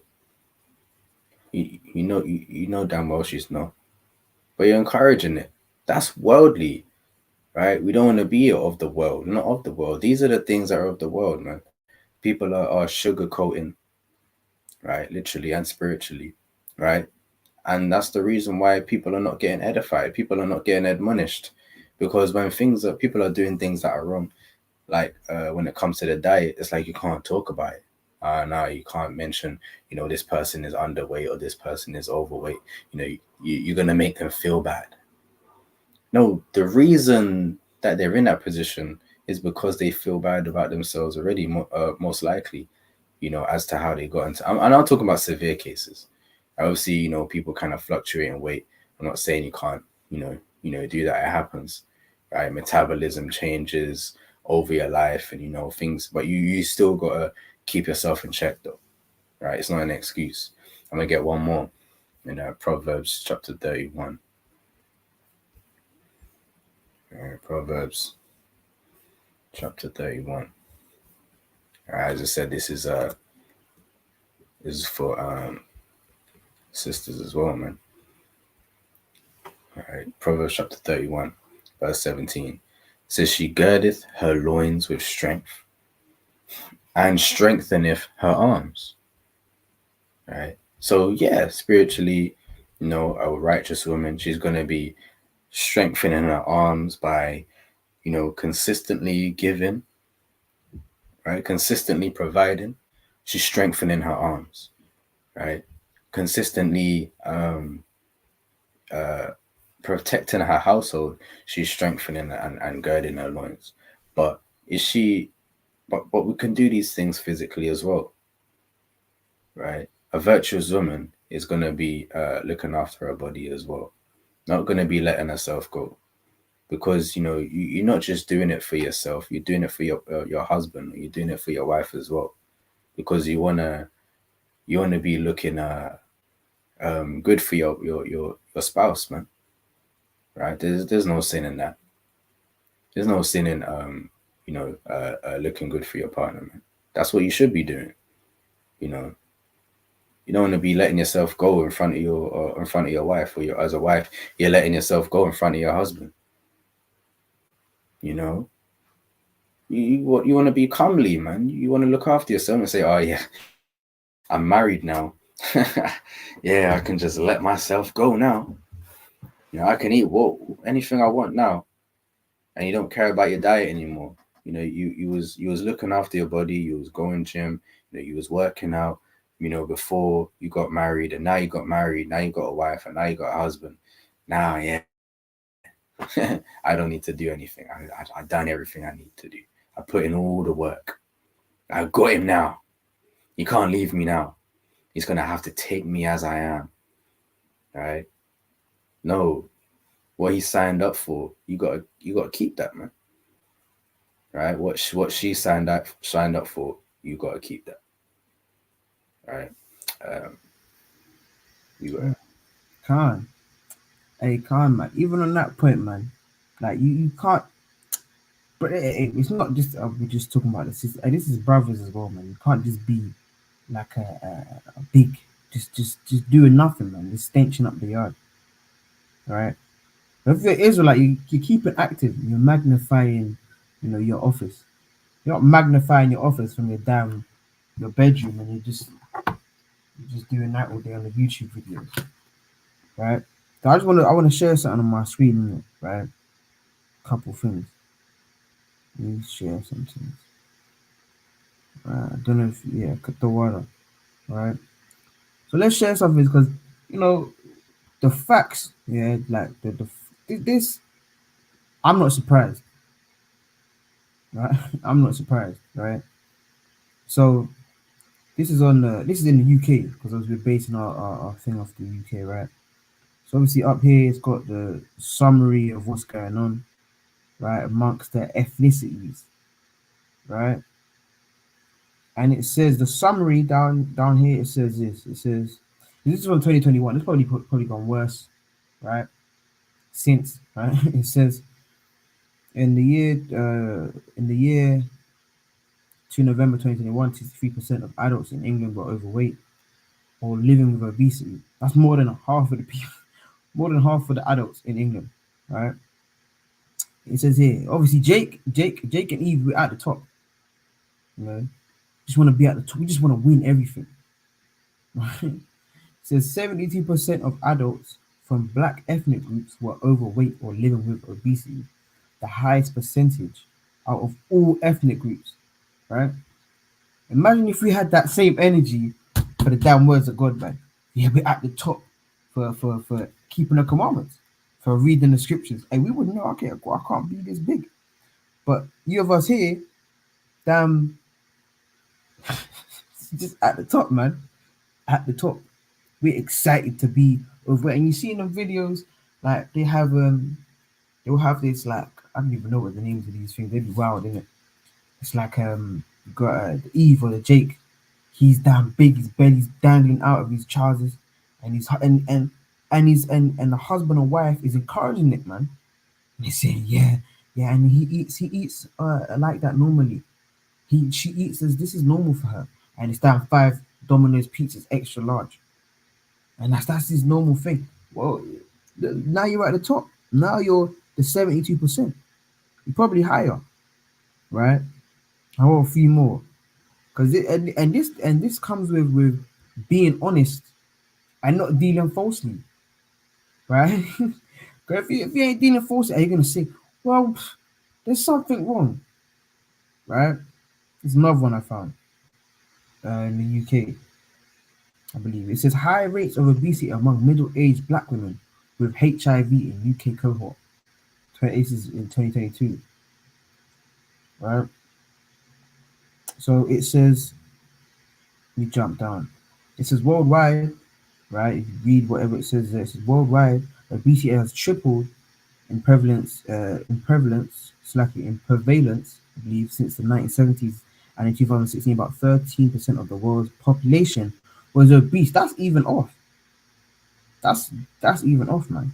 Obesity peaks in middle-aged for both men and women. Obesity more often impacts people with HIV, if that's found, right? But point being is that you see again, right? It's our people, man, that are the bywords for being big. We're the byword, man. Why are we? Oh yeah, we're just up there, and then we kind of make jokes about it and say, okay, this is the life, right? The Lord never ordained us to be damn this big, man. Right? This is diabetes by ethnicity in the UK.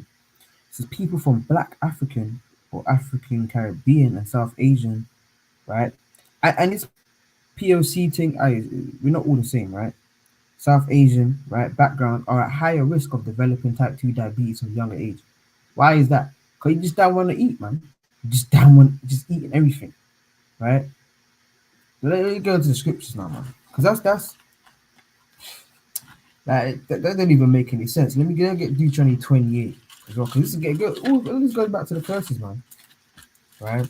Deuteronomy 28, and I'll read verse 37. And it says, and thou shalt become an astonishment, a proverb, and a byword among all nations, whither the Lord shall lead thee. Wherever you go, they're making fun of Jake. Oh, yeah, he loves chicken. And they're holding it in front of his face like that. And they say, yeah, he said, oh, this is mad, man. You got this one Jake, yeah. I don't know if you guys see him. He be on Instagram. He's very muscular. He's big brother, right? Very big guy. He just be dancing and he just be eating. And people, why are we glorifying just people eating and being big, man? Right? But he does look, you know, he's in shape. But we shouldn't be glorifying stuff like that, man. Why people just being big and just wanting to eat down food every day, man. You go China, they probably do a blackface and this guy eating chicken and say, okay, that's the advert for the KFC, right? In films, the thing with Eddie Murphy, right? The family at the table, they just, yeah, and they're clapping for him and he's getting excited about damn chicken, man. That's a real proverb and a byword, man, right? But I'm gonna go back to Proverbs 25, right? We'll go to Proverbs 25, right? And it says, I'll start from verse 16. It says, hast thou found honey? Eat so much as is sufficient for thee, lest thou be filled therewith and vomit it, right? So you can't just, right? You can't just say, okay, cool, I've got these 5 pieces of whatever it is. Now you're just eating it all. And you got to maybe save some for tomorrow, man. Save some for another day, right? Don't just eat everything and say, okay, well, that's it. And now you're trying to vomit out the food you just ate, man. Wasting the food, right? Just wasted the food, man. Right? You go to Sirach 20 as well, right? Yeah, Khan, brother just said same Jake. Look at this. He said, brother said same Jake lust for women that are 300 lbs, right? The hell, that's off, man. And Jake just be seeing, Jake got that spirit. They just see these big ass Edomites and say, yeah, that's what I want. That is not healthy, man. Right? That's not healthy. Right? It's the book of Sirach, chapter 20 and verse 1. Right? There is some reproof that is not comely. Again, some man holdeth his tongue and he is wise. Right? So obviously with wisdom, you're gonna, you're gonna rebuke some. I'm not gonna be at the feast day. You kind of see, hey, stop doing that. Right? You might, do it to the side and that, right? It says it's much better to reprove than to be angry secretly, and he that confesseth his fault shall be preserved from hurt, right? So we gotta be able to, hey, there's something wrong, like you're eating a bit too much, right? Or you're not eating at all, because you gotta eat as well, but you don't want to eat too much. You're just eating everything, like that damn vacuum from Teletubbies, man, just driving around and right? But Khan, let me get this as well in Sirach 25 and 3, Salakia, right? It says this, it says in Sirach 25 and 3, if thou hast gathered nothing in thy youth, how canst thou find anything in thine age? because a lot of these habits, they're built up from a young age. From when you're young, you're yeah, my mom just get me chicken, and now you keep them bad habits with you, and you're just keeping it moving and saying, yeah, this is it. You're not gonna be damn. You gotta be able to cook food, man. Your vegetables, right? You know, your clean meats, not your damn pork and all these other folly foods, right? You're supposed to do that, right? Be able to do that. You can't be eating everything, right? And it's like it. Go back. Let's go back to Proverbs 25 and 27, right? Because it even says about the eating of that honey, right? It says that it's not good to eat too much. There's a book of Proverbs 25 and 27, right? It says, it is not good to eat much honey. So for men to search their own glory is not glory. So obviously, you don't want to be you don't want to be trying. Even people try to be like over righteous. You know what I'm saying? Oh yeah, cool. I'm the one. I know all the breakdowns, and you're just trying to overdo it. Same way with your food. You don't want to be overdoing it with your food and just like you're just munching, just there. You know, you're never fasting. You're never fasting, but you're eating every day. You gotta be fasting, man.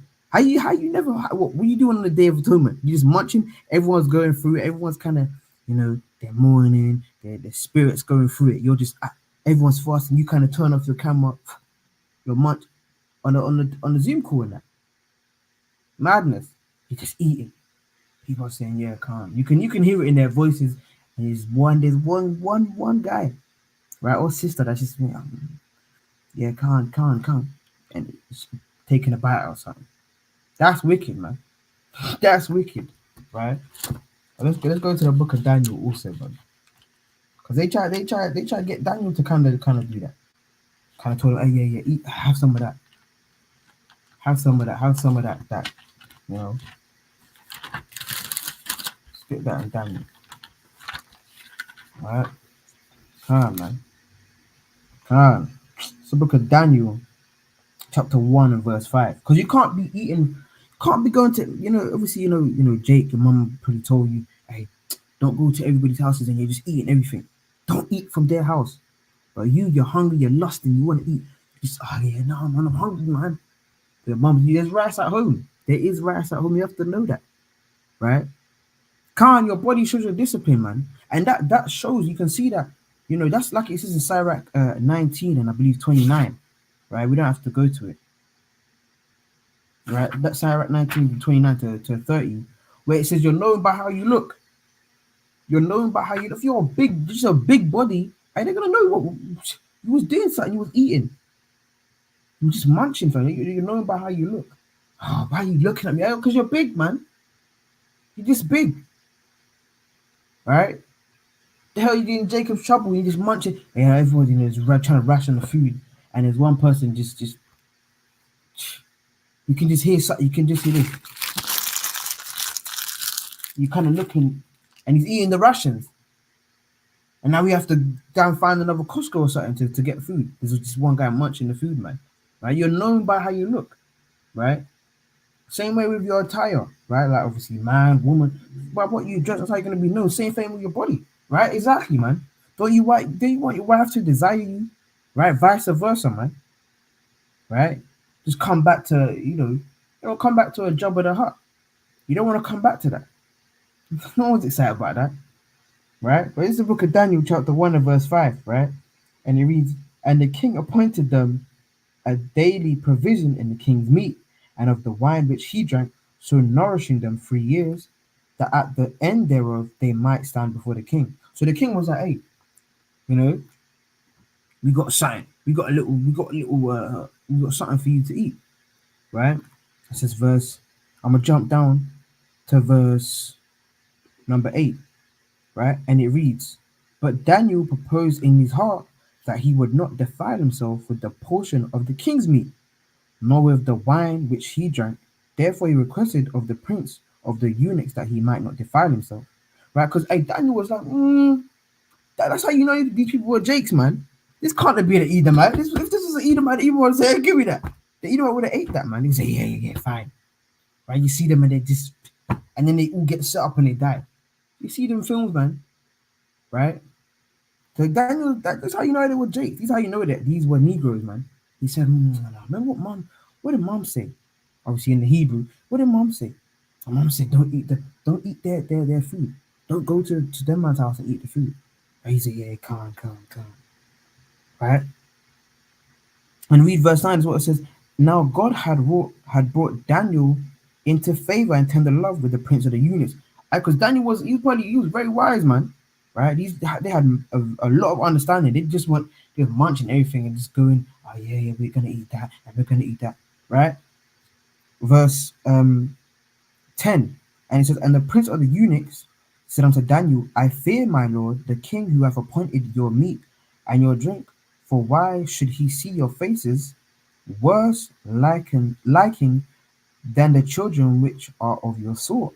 Then shall ye make me endanger my head to the king, right? Because obviously the king would have said to the prince of the eunuchs, hey, why are these guys not eating? That's your You're supposed to tell them to do that, right? Then he said, then verse, I'm gonna jump down. I'm gonna jump down to verse 12, and it says, "Prove thy servants, I beseech thee, 10 days, and let them give us pulse to eat and water to drink." Right? If you can as well, pull up what pulse is, Baba Kasha, right? It says, verse 13, "Then let our countenances be looked upon." Right? Because hey, wait, first of all, you can see they eat that obviously it's the king's food. That must have been probably very appealing from the naked eye. You're just looking at it, yeah, that's lit. That's what it is. That's that chicken and chip spirit, man. Right? Verse 13, right? So pulse. You want to read that, Baba Kushal? Right? Let's just read that. Right. So pulses are the edible seeds of plants in the legume family. Pulses grow in pod.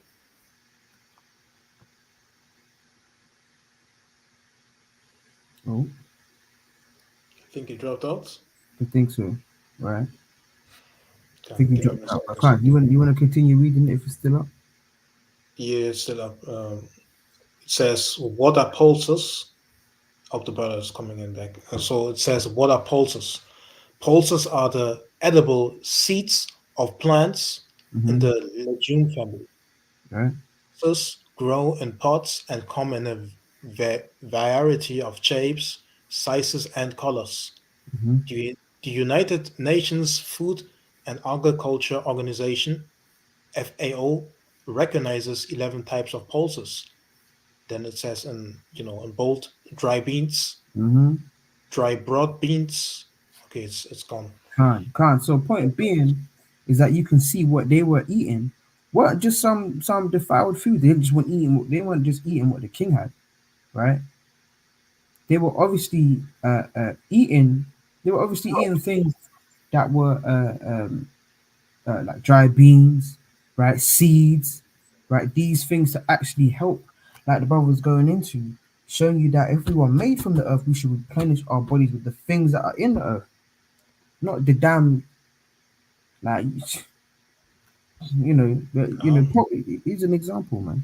These examples of the foods that Daniel and the three holy children were eating, right?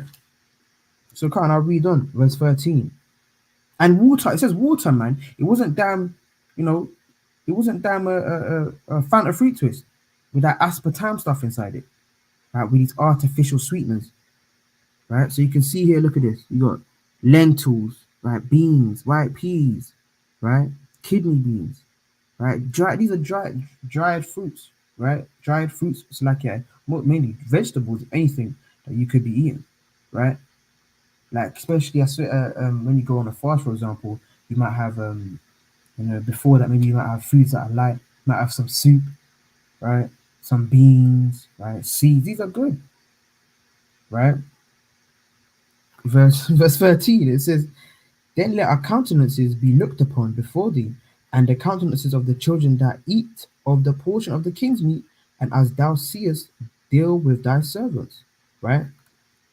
So you could see here that the they Daniel said, okay, let's see what's gonna happen. Let them eat that, and we will have this food. We'll have the pulse, right? The dry beans, right, etc., and the water, not Fanta fruit twist, right? And yarn, right? Right, and I read on, and it reads, verse 14. So he consented them in the matter and proved them 10 days. At verse 15, at the end of the 10 days, their countenances appeared fairer and fatter in flesh than all the children which should eat the portion of the king's meat. Right? So you can see, that it was better for them to not eat the king's meat, man.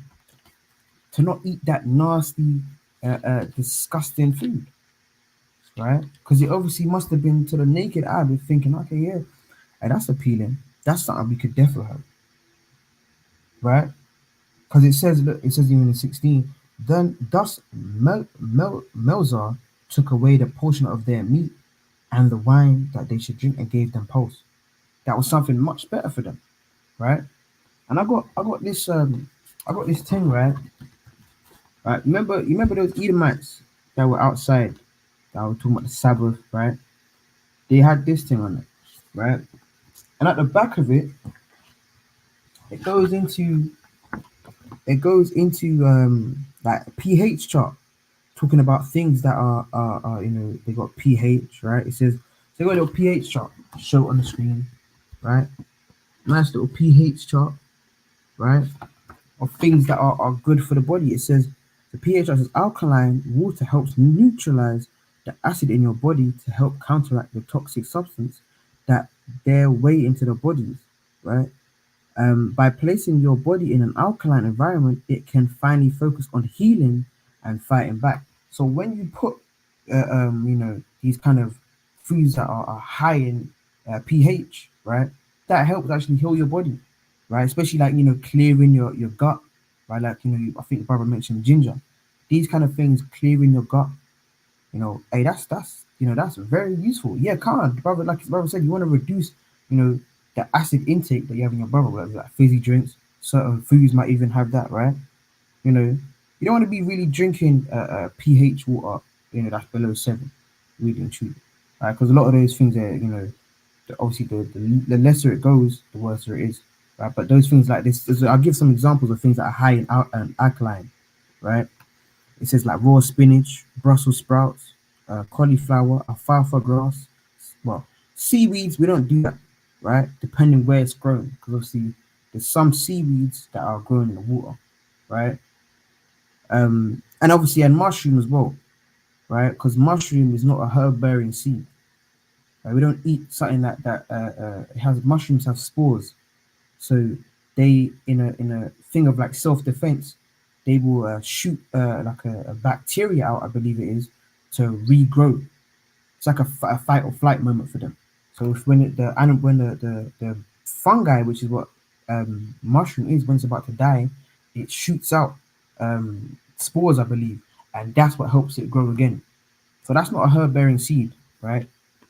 So you have raw broccoli, cabbage, red cabbage, sorry, carrots, cucumbers, asparagus, artichokes, raw celery, potato skins, collards, lemons and limes, olive oil, raw zucchini, sprouted grains, raw green beans, mangoes, tangerines, grapes, sweet potato, raw eggplant, blueberries, papayas, melons, raw peas, alfalfa sprouts, pears, figs and dates, kiwis, right, apples, right. But there's many things here that you can actually have to help your body. You definitely want to you know focus on obviously make sure it's within the Levitical law, right, and Leviticus 11, right. Because there's certain things that it might be, for example, mushrooms. I never used to know that mushrooms were unclean, but then we understand it's not herb bearing seed, so we don't eat that, right. But Khan, Salaki, and I've got even one more point as well. There's certain things to help boost your immunity, right? Like elderberry, for example, as well. Elderberry, I know, is a good supplement that you can take to help boost your immunity. That's something that's really good, But because we're so ignorant, Jake is so ignorant, you want to damn rely on the. So like, let me get that as well. Right, Book of Revelation. You want to rely on the Dr. Ahmed. You want to rely on Dr. Ahmed more than you want to actually go and do knowledge, right, through the scripture and search what is edible and what we can do to help ourselves, man. Right.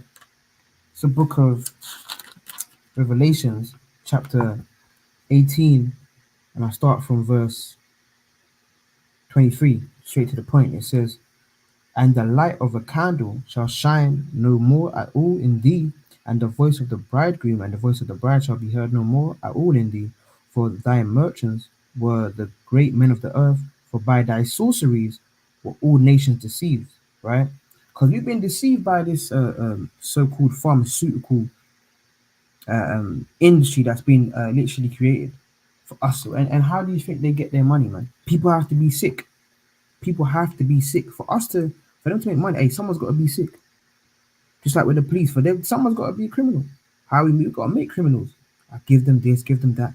How we got to make people sick? I pollute the earth, give them bad foods to eat, right? And that sorcery goes back into pharmakia, right? Pharmaceutical. That's the pharmaceutical industry, right? You want to rely on these so-called jabby jabs, right? We call that. We want to rely on that rather than the herbs, man. We are a holistic people. We have an Eastern mindset. We rely on the ground to heal us. If you're ill, your mum might give you put lemon, put some ginger, some hot water, right? Hot water, drink that. Certain things you can take, and that's gonna help. That's gonna help you, man. Better than a damn. Let me get a paracetamol. And someone's making money off that. Someone's making big money off that because they gotta get that reproduced. Keep producing that because people are gonna be sick, right? But can't argue again. And maybe brother can jump in. But I just wanted to also say, like when we let's get to precept. I believe Second Chronicles 16:12 or something like that. But yeah, I just wanted to make it a quick point. I just yield and immediately. Like the brother just said, like we have the paracetamol or something like a drug, like a pharmaceutical, which is in itself, synthetic, right? So in itself, there's somebody who's like, I believe Daniel 10:25, or we're talking about in Second Thessalonians 2, there's somebody who's tried to play God and try to mix his own things, but the Most High already made that already, something that should heal you. So it's kind of like off when you're basically having the mindset to go run always to those synthetical so-called medicine, instead, of the Most High's, But here, Second Chronicles chapter 16, verse 12, "And Asa in the 39th year of his reign was diseased." So Asa, when I'm not wrong, is the king. So was diseased in his feet until his disease was exceeding great. Yet in his disease he sought not the Lord, but to the physicians. So in modern days, it's the doctor, the physician. You can't, basically he made the physician an idol, basically. Like the people, when they today, for example, they're always sick, then you always need the physician, the doctor. That's why they call him, even in, I don't know if I call him UK as well, but I see sometimes in American TV or something like that talking about that the gods in white, the doctors with the white garments and all that, they call them gods in white or something like that, because they're having the so-called ability to heal you and stuff like that with the whole pharmaceutical industry and stuff. So you can't always put them in front of the Most High God's medicine library. When we go to, I love the book of Sabrat, man, but can't Salaki, man. God, I'm lying, man. I just said one precept and then I'm just going to the next one, Salaki. But let me bring this one last precept and I yield immediately for real, Lord willing. So Sirach 38, let me see. Can for context, verse Sirach 38, verse 1, it says, honor a physician with the honor due unto him for the uses which you may have of him, for the Lord hath created him. So there's obviously, a righteous one in the ancient world, but today, Esau is no way the righteous one, But anyway, there's some type of artificial healing as well, but he has also some honor, the doctor. But here, verse 7, with such doeth he heal men and taketh away their pains. So actually with the medicines of the earth, when we read verse 4, but verse 8 is the point. Of such doeth the apothecary make a confection, and of his works there is no end, and from him is peace over all the earth. So it's very important that we obviously reference type of healing and stuff like that. But when we have something in front of us, always seek the natural way than the artificial way, because the artificial way is unbalanced in itself, but the most nice things are balanced and are even made for us. Like it says, the world was made for our sakes, right? Like second Ezra 5, so like a second Ezra 6, 54 to 59 on down is made for our sakes. So he made that for us. So why not using it? Khan, I yield. Slakia, one more point on this topic we're in, and I'll yield in as well. Because the important thing that the brother said about how people will go to physicians, they'll go to, okay, give me doctor, give me the doctor, quick. Let's see, because even Esau, he's really the one that's kind of implemented this, really, right? So let me just share something on the screen, brother Cashapp. No, you can't, right? Because not a lot of people talk about this, man. Not a lot of people talk about this Hippocratic oath. Not a lot of people talk about this, right? They say, oh, the physician, or the doctor, right? The doctor doesn't really care about you, because when you see a lot of these experiments they've done on our people, that's to bring to our demise, right? Saying that the woman, she has a lot of pain tolerance, so she can deal with it, right? Or let's see how the man reacts to this. Don't give him no medicine or whatever. Let's see what happens, right? So let's read this. So this is the Hippocratic Oath, right? It's an oath of ethics historically taken by physicians, right? So physician, a medical practitioner, a medical doctor, or simply a doctor, right? It is one of the most widely known Greek medical texts. So this is Esau, man, right? It's not Japheth. This is Esau, right? In its original form, it requires a new physician to swear by a number of what? Healing gods, man, by a health deity, the hell, right? To uphold specific ethical standards, right? So the oath is the earliest expression of medical ethics in the world, establishing several principles of medical ethics which remain of paramount significance today. So it's not okay, it's just old. They don't do that anymore. You know how people say that, but they don't do that anymore, right? And I'll get a quick precept as well. They stopped doing that. Well, they used to do that then. In Babylon, they done that. Well, the same thing, right? It's the book of, we're going to read it, Ecclesiastes 1 and verse 9. The thing that have been, it is that which will be, and that which is done is that which shall be done. And there is nothing new. There's no new thing under the sun, right? So these things, this is still going on. It's not like, okay, yeah, they changed it. No, it's the same thing, right? So it's still going on today, right? So this is a copy, right?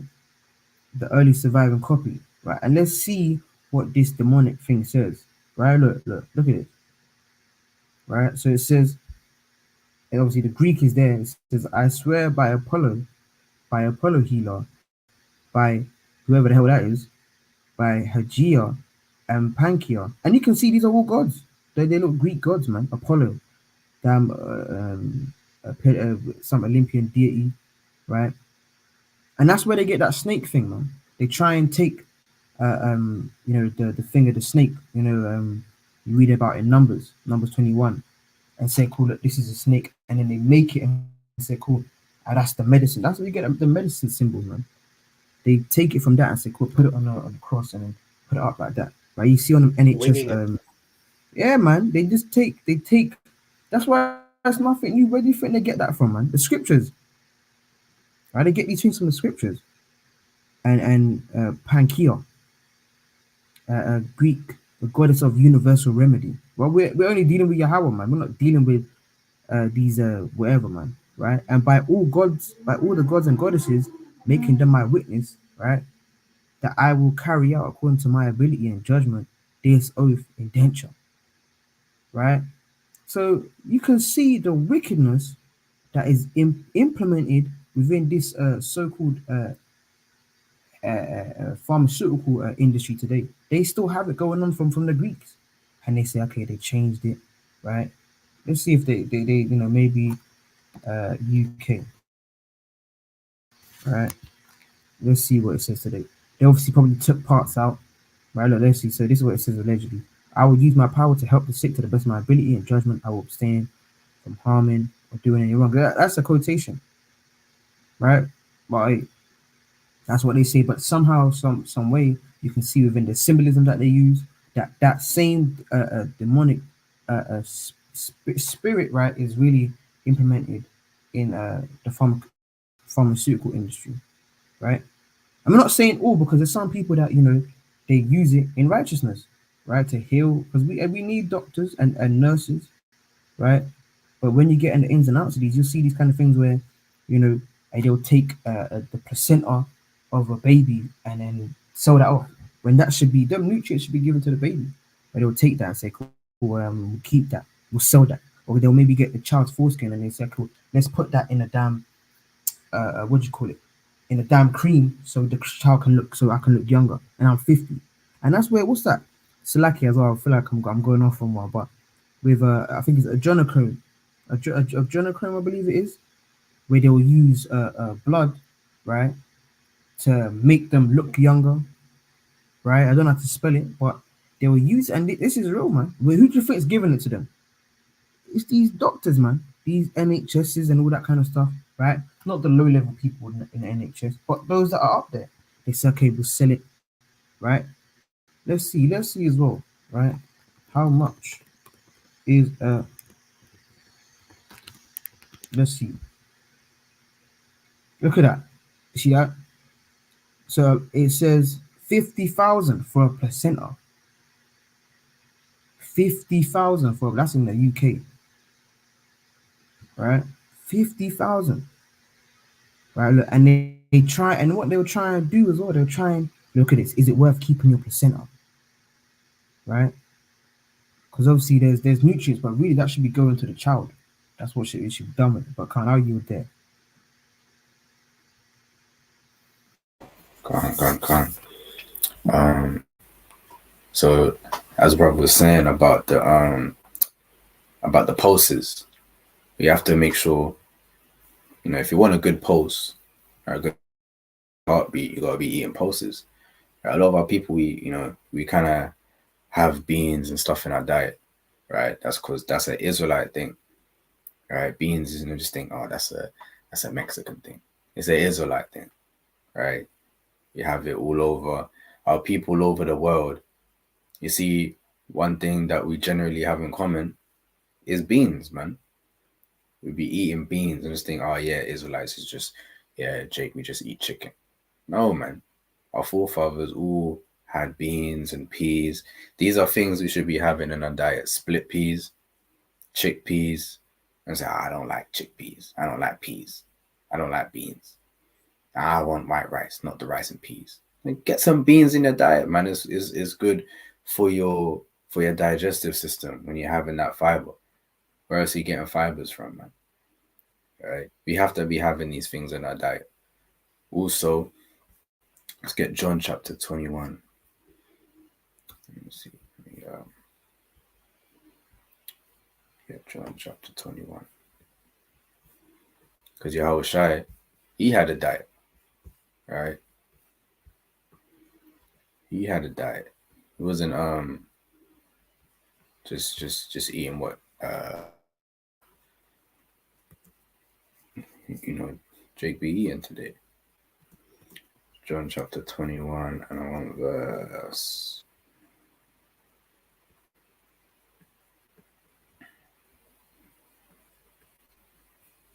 Start verse 5.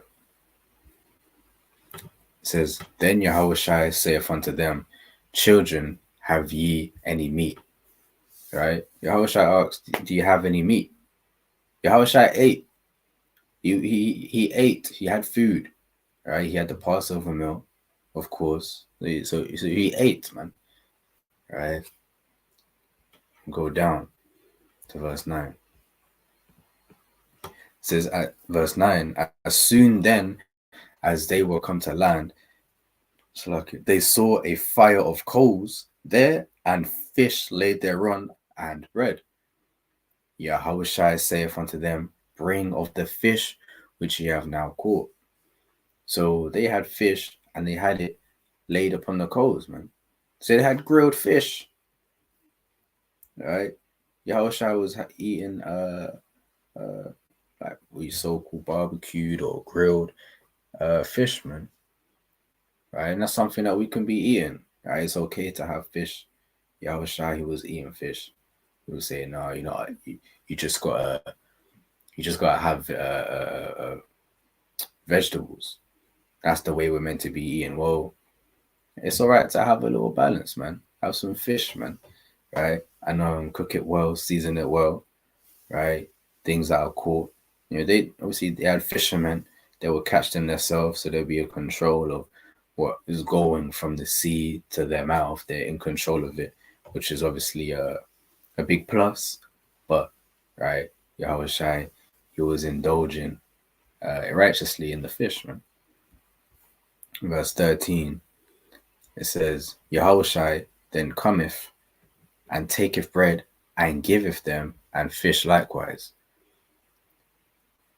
Right? So they was having fish and bread. That's a meal, right? That our forefathers were having. Yahushua himself, he was having.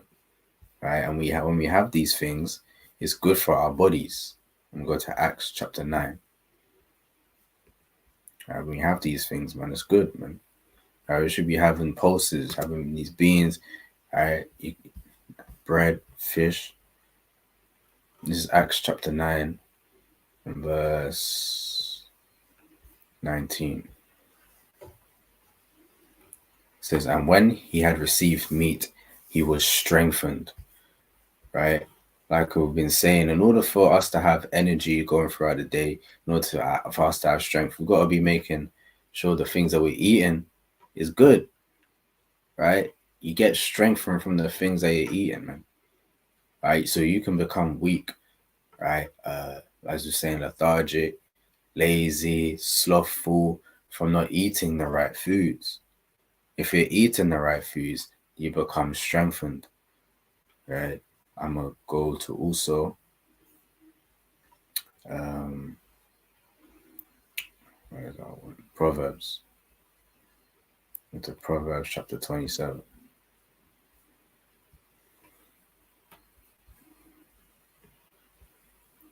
And verse 7. It says, the full soul loatheth an honeycomb. Right? So someone that's full, he's not going to want a whole bunch of honey, man. A honeycomb. Right? He's full. So, people, they desire sweet things because they're not really eating the things that they're meant to be eating. Right? You don't want to have that over you just snacking. Biscuits, crisps, chocolates, sweets, more biscuits, right? Pancakes, waffles, ice cream. You don't eat any meal. You just eat just biscuits and snacks and treats and just cookies and biscuits and all, just again and again repetitively, right? A full soul loatheth an honeycomb, right? If you're actually eating properly, you're not gonna, oh yeah, let me get some biscuits, or let me get some crisps, some Pringles. Your arm is just covered in crumbs, man, because he's just reaching down the Pringles can. It's not about that, right? You're just eating a whole boxes of biscuits and whole packets of big crisps and popcorn, you know, the size of you're just eating whole bags of popcorn, man. You don't eat actual meals. You don't have no vegetables, rice, you know, beans. You just biscuits and crisps and snacks. You got the onion ring snacks. You got the Wotsits, the cheese puffs, the digestive biscuits, the bourbons, and you got all different jars in your hands. You got you got 8 arms like an octopus, just reaching all of the pots and jars and all of the snacks. We don't actually have anything to eat. You don't eat actual meals, right? You might have some chips, right? That's all you have as a meal. You don't have any type of substance to your diet coming from some like these things that we're bringing up. So it says the full soul loatheth an honeycomb, but to the hungry soul every bitter thing is sweet. Right? It says that everything is going to be sweet to someone that's just hungry, man. Right? You don't actually fill your belly. You need to fill your stomach with things that are actually good food, man. Right? That's a good point, brother, put in there still. Right? You put your snacks in places. And this is good counsel, man. This is good counsel. We need to exhort our people to have good diets, man. Like, we need to stop, just beating around the bush, like the brother was saying. We've got to reprove. We have to bring it out as it actually is. Like, you can't just, people, you're overweight, you're unfit, and you just don't want to say nothing. But if someone is doing something else, you're quick to say something. You can't be overly shy. You have to say things how it is. If people get offended, right? Obviously, there's a righteous balance to things. Right? We're not, we're not condemning anyone that's, you got, things in metabolism. We're more getting, like we said, we're more getting into people who are overly doing things. And then as a result, it's not being checked. And they're not applying the scriptures and having wisdom into how we should be conducting ourselves and how we should be honoring our body. And we can all do better, man. Right? We can all have a space and a way to improve ourselves. And that's what this truth is about. Right? So we need to make sure that we're not getting too comfortable. Right? You can't be over righteous. You can't be overly wicked either, man. Right? Let's get one more. We'll go to Mark chapter 1.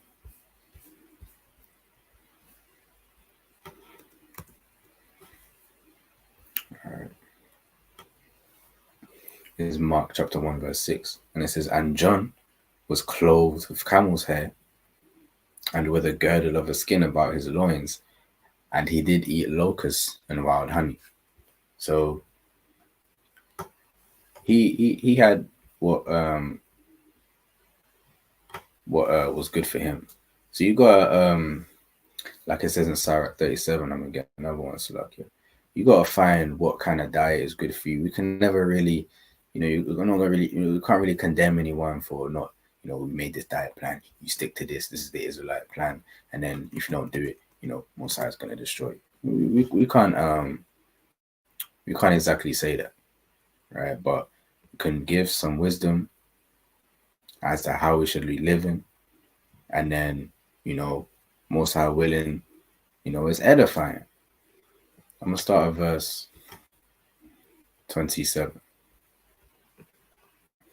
All right, it's a Sirach 37 verse 27. It says, "My son, prove thy soul in thy life, and see what is evil for it, and give not that unto it." So some people, you can't eat those biscuits because you know once you open, you've had that one biscuit, you know you're gonna finish the whole pack. Right? You know you can't, maybe drink that drink because you know how it's gonna go. You have to prove your soul, meaning examine your soul. Right? It also to prove all things. Prove in the verb sense when you apply it for yourself. Prove your soul. What is good for your soul? What type of things can you eat? You know that when you eat, it's going to be good for you. What type of things do you know it's just going to lead you down the wrong path? You have that one cake and you know what it's going to do to you. You know you're going to have another one. Right? You know you're struggling. You know if you have that crisps, you know you're just going to finish the whole pack. Right? If you have this one biscuit, be wise, man. Know what's going to be good for your soul. Right? See what is evil for it. This is wisdom. Verse 28. It says, for all things are not profitable for all men. Right? You might not be someone who can just have locusts and honey. John was. But if you know there's certain things that, they work for you. If you eat this, it's going to make you, it makes you feel good. And it's also healthy. That works for you. Then that's cool. That might not even work for someone else. Someone might need to eat more than that, right? To kind of feel better, right? But then as long as it's healthy for them and then, keeping in shape and they're keeping fit, so forth and so on, right? That works for them. Likewise with fitness, man, right? Some people, they might go to the gym. Some people now gym that's not for them, so they kind of work out at home. That's good for them. Gym is good for the other person, but you're keeping it, in proportion. So you got to see what's good for your soul, so that you make sure that your body is being glorified as well. Not that we put everything into it, and that's why not every lesson that we do is about that. Right? This is not what we're saying, or we have to still address it. We have to cover every aspect of the scriptures. Otherwise, we'd be lying, man.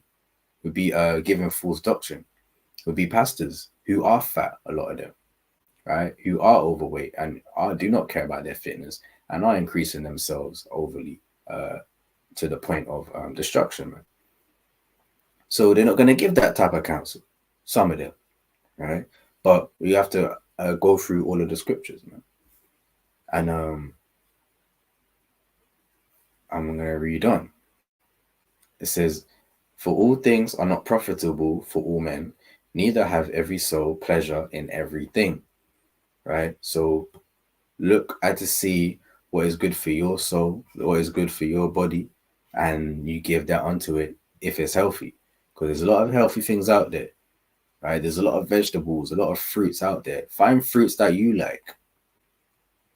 Right? Some people might like bananas. Right? Maybe you don't like that. You have something else, man. There's all types of berries and fruits that you can have. Right? You got Sharon fruits. Right? You got avocados. You got pomegranates. Right? You might like pomegranates. Someone else might not. It might be too bitter for them. But you like it. But that works for you. That's healthy for you. And that gets you away from eating and indulging on the sweets that you used to eat. Have those. That works for you. All praises to the Most High. And now you can have a healthier lifestyle, Most High willing, like the brother was saying. We can live longer like our forefathers were. And in the article that he pulled up, and it's showing that we are the highest when it comes to obesity. That's crazy. How? When we're the poorest people upon the earth. Because the foods that we are accessing, the cheap foods that we are accessing, instead of investing in our bodies, because we have invested in looking good, smoking weed, right, spending £200 on packs, on flavors, because we invested in that and going out and partying and freaking off and holidays and clubs and stuff like that, because we invested in all of that, you don't have any funds left to invest in your health. All you have is £2 to go and spend at McDonald's to freak off some nasty ass burgers, man. So you don't have any funds left, man. So instead, you're buying these cheap foods that don't actually do anything good for you and just cause you to be unhealthy. So we need to make sure that we're looking after our bodies, man. The Most High gave us these bodies. All right. I read on a little bit more. It says, "Be not unsatiable in any dainty thing, nor too greedy, nor too greedy upon meats." You can't be greedy, man.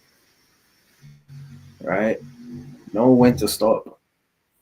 Can't just be eating cakes upon cakes, ice cream. You're eating a whole tub of ice cream. You don't know when to stop, man. You're just freaking off with the ice cream, man. Right? Just lusting after it. Right? You don't know when to stop. You just putting all sugar in, in everything. Just sugar. Yeah, sugar. Needs more sugar. Needs more sugar. Needs more salt. Needs more salt. Everything needs more salt. Everything needs more sugar, man. Right? And you're just indulging in it. Going overboard. That's you don't want to be greedy. It's a sin. Even Catholics will tell you that. Don't let the Catholics outdo you, man. Don't let any Christian outdo you, man. I know that we're in competition with them, but in a sense, Yahushua said, accept your righteousness exceed the righteousness of the Pharisees and the scribes. You shall in no wise enter into the kingdom. Paraphrase. So if your righteousness doesn't exceed the righteousness of these Christians, you ain't gonna make it, man. I'm gonna read on a little bit.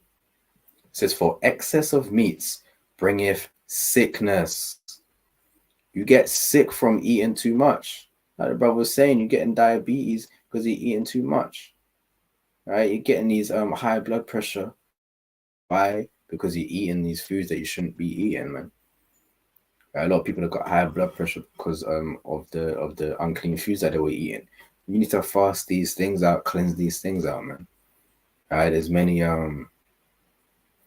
things that we as we've gone through, you can kind of get to eat. And I'm sure we're all aware of it. It don't really take that much research to find out. But right now, we kind of just, because we could be here for hours upon hours. But right now, we kind of just address the foundation that there are scriptures to back and encourage you and it to exhort you to continue to actually look after your body and look after your health. Right? It's really not that difficult to really take some time to actually look after yourself. Right? Everybody knows how to do a push-up, man. Come on. Everybody knows how to do a squat and a sit-up. Like, let's be real.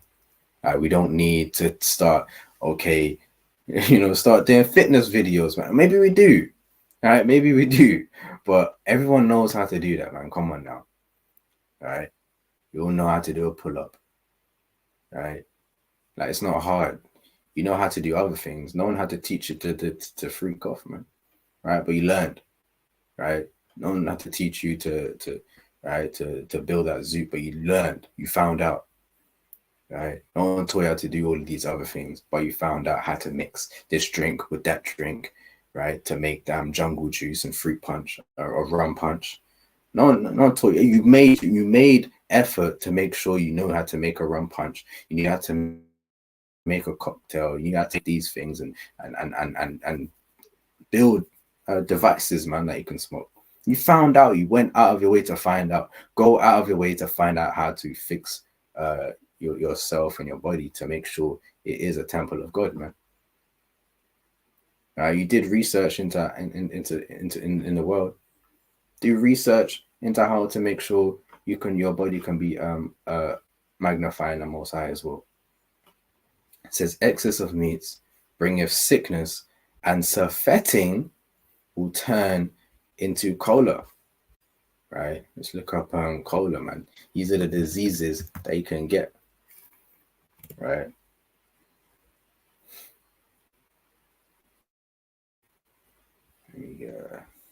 Right, this is cholera. It says cholera is an extremely serious disease that can cause severe acute watery diarrhea with severe dehydration. Right? So you can get because of the bacteria that's in certain things. Let's read this. God, I had that. I'm gonna just read this part here. Is Asiatic cholera. Vibrio cholerae is a species of gram-negative, facultative, anaerobe, and comma-shaped bacteria.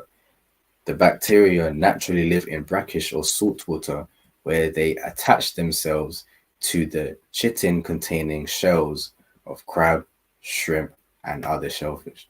Jake wants to get down with the prawns, man. Yeah, I'm having king prawns.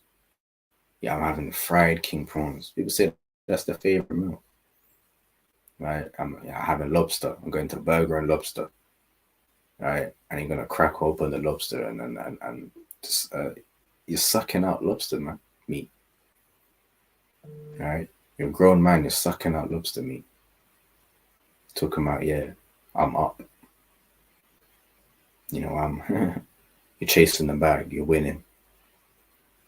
Yeah, you're really up there. You got cholera now. Now you look. Now you got acute watery diarrhea with severe dehydration, man. You're in bed, just rolled up like a ball, shivering because you're eating food you shouldn't be eating. Right? Now it's trying to come out your system because you just wanted to get pliers and crack open that lobster, man. Disgusting. Right? And this is the repercussions from it. I'm gonna finish the verse. One more. It says, verse 31. It says, by surfeiting have many perished. Right? People say, oh yeah, many perished because they didn't have faith, right? Many perished because they despised the Lord and committed sins like adultery, murder. Many perished. Many perish because they just overdo and get too comfortable. Right? A lot of people perish because in the fact that the Most High is looking after them, they get very comfortable. They think that everything's normal, everything's fine. I'm gonna just keep on eating, right? And that's the issue. That's why many perish, because they get too comfortable in this life. You get too comfortable that you woke up today, so you didn't think so. You thought, yeah, I'm entitled to this day anyway. Yeah, I ate what I ate yesterday, but I'm still here today. So what? That's what you're kind of saying, man. You woke up today. You didn't try and change your diet. You didn't try and change yourself. You're saying, yeah, man, I'm here. So what?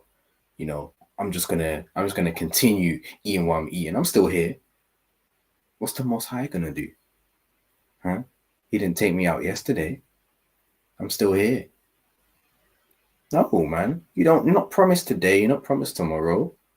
So, I'm gonna get one more. Some Luke, chapter 17. Come on, verse 29. Come on.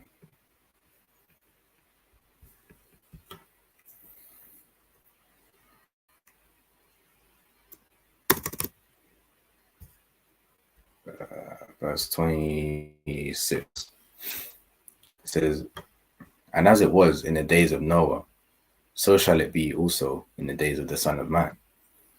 They did eat. They drank. Right? In the days of Noah, they ate and they drank. Right? They was into all of that. Right? The same way today, people are just eating what they want to eat, drinking what they drink, partying, getting lit, and it says they married wives, they were given in marriage until the day that Noah entered into the ark. That's what's going to be happening, man. People are going to be getting very comfortable. And that's the thing. Comfortability is where the people get in their like their comfort zone. And they forget that they're not promised tomorrow. Right? We have to look after our bodies, man. We're not promised tomorrow. Many have perished from surfeiting. Many people have died earlier than they should have, lost their life earlier than they should have, because they didn't look after their body. That's why many people have perished. Why should you perish? So all of this, what we're bringing out, is all love. Why should you lose your life earlier than you should? Because you didn't want to take heed and just look after your diet. You're just thinking, yeah, well, I don't eat pork, I don't eat shellfish, I'm good. Why you're eating 5 packs of Oreos a week? What are you talking about? From your kid's lunchbox, and you're saying, yeah, well, I don't eat pork though. Right? You're taking all your kids' biscuits and just eating them off, saying, yeah, well, I'm keeping the come on, you're too comfortable, man. I'm gonna finish that. It says they did eat, they drank, they married wives, they were given in marriage until the day that Noah entered into the ark, and the flood came and destroyed them all. So don't get too comfortable, man. Right? Don't get too comfortable. You're not promised today or tomorrow, right? We need to look after our health. When people get older, that's when all of the things that they did when they were younger, it just catches up all of a sudden. That's spiritual and physical. Like spiritually, all of your sins can just catch up to you in the last day, that you would in your last day, and just you can get judged right there and then for all of the wickedness you did. You thought you didn't have to repent for, and it just catches up to you in the last day. Same way in the physical level. That's what happens. That's why. Because all of the things that you were overdoing and overeating and over drinking, it can just catch up to you when you're in your 40s or your 50s or your 60s, and you get and you lose your life before your time. And we don't want that for any of our people, man. Everything we're saying is literally just love, man. It might come across maybe harsh, might come across maybe a bit why are they saying that? Why are they talking about this? Why don't we talk about some Edomites? Why don't you talk about this? Why don't you talk? Well, we have to bring this out, right? We have to bring this out. Perhaps got any other points? And not really. Maybe one little point, and then just let's wrap it up. Yeah, Khan. So I just want to have to take the approach of Ecclesiastes 12 and 13, basically. Like the conclusion of the whole matter. Like at the beginning, already, the first precepts that I heard, that were brought out, we were talking about, that we have to love our own bodies, So just wanted the classic 1 Corinthians 3 and 16, and then maybe Ephesians 5 as well, like 20. Let me see, count. Yeah, but First Corinthians 3 and 16. Just just to wrap it up, just to wind it down,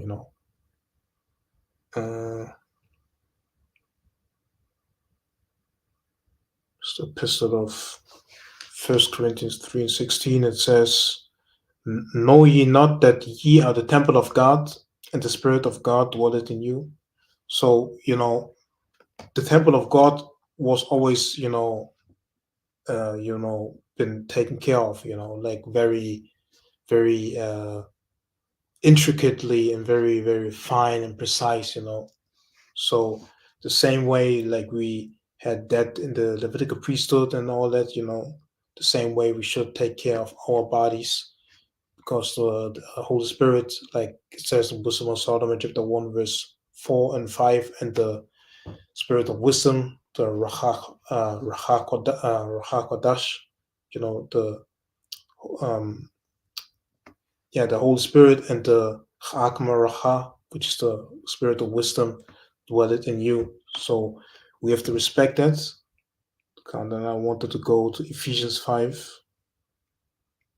I'm gonna just read real quick from verse.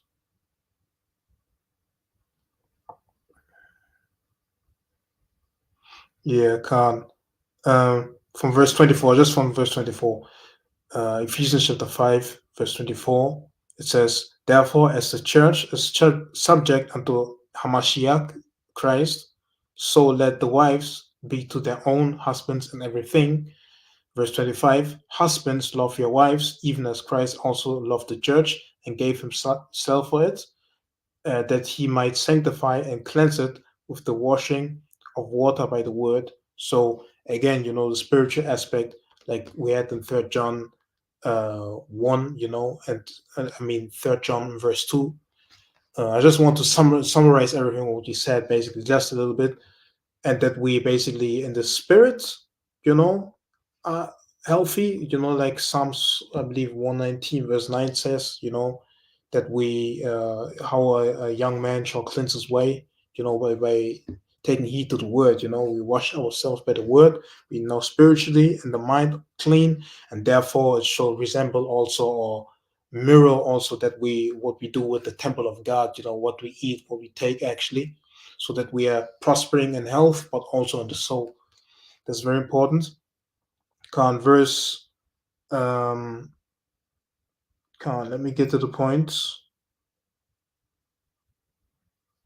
Get to the point.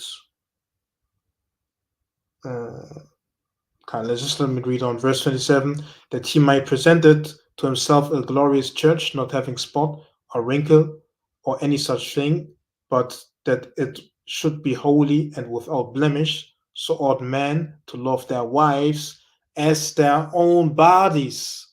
He that loveth his wife loveth himself. So, like the brother Zion, in the YouTube chat already also pointed out, that the other brothers we were talking about, that you want to be attractive to your own wife, right? So you have to be also more than likely shape, because your body is not really belonging to you; it belongs to the Most High. But when you're in the bond of the marriage, you have also the obligation to also, give your body, to your wife, and vice versa, your wife, to you. So it's very important that you're not being selfish by yourself, only loving yourself, obviously, but love your neighbor as yourself, as well. So that's a resembling point in that as well. And verse 29 says, for no man ever yet hated his own flesh, but nourished it and cherished it, even as the Lord the church. For we are members of his body, of his flesh and his bones. So just wanted to bring that out.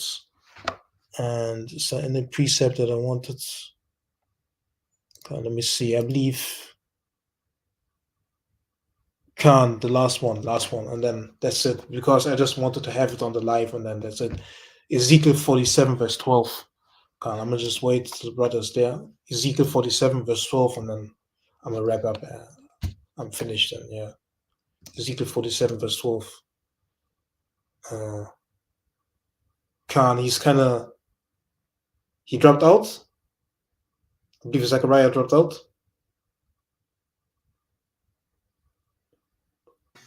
I don't know. We'll read it anyway.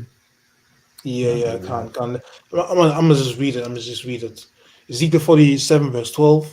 And by the river upon the bank thereof, on this side and on that side, shall grow all trees of meat, whose leaf shall not fade, neither shall the fruit thereof be consumed. Shall bring forth new fruit according to this month, because their waters they issued out of the sanctuary. The fruit thereof shall be for meat, and the leaf thereof for medicine. Like we have in Genesis 1:29, there's certain herbs and stuff like that. It was given for meat, but meat also, in the King's English, like we had in Daniel 1:5. It's not talking about literally just 2 days meat, but it's talking about in general food. But in certain contexts, of course, you can read out that's really the flesh that's talking about. So yeah, Khan, that's all what I wanted to bring out. Yeah, man, the water for the whole thing, man. Kom Yashada. I yield.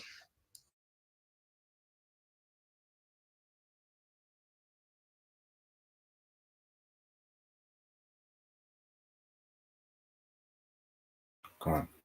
I'm gonna get one last precept now. Sirach chapter 34, verse 21. It says, "The bread of the needy is their life. He that defraudeth him thereof is a man of blood." Right? So we can't give bad counsel and suggest to people that are in need of a good diet.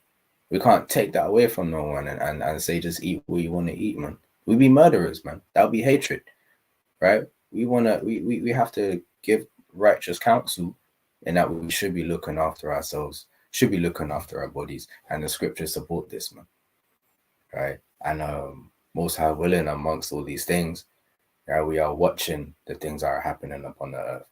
We are watching the signs. We are watching and seeing these the times that are happening and occurring in these last days. So we are taking everything outside and inside our bodies seriously, right? And with that, Most High willing, that was edifying, and we can make decisions that are better for our bodies and not neglect the things that the Most High has given us. So I'm gonna close out on that. We'll praise to the Most High, Yahweh, Ba'ashem Yahweh Shai. Shalom. Shalom. Shalom.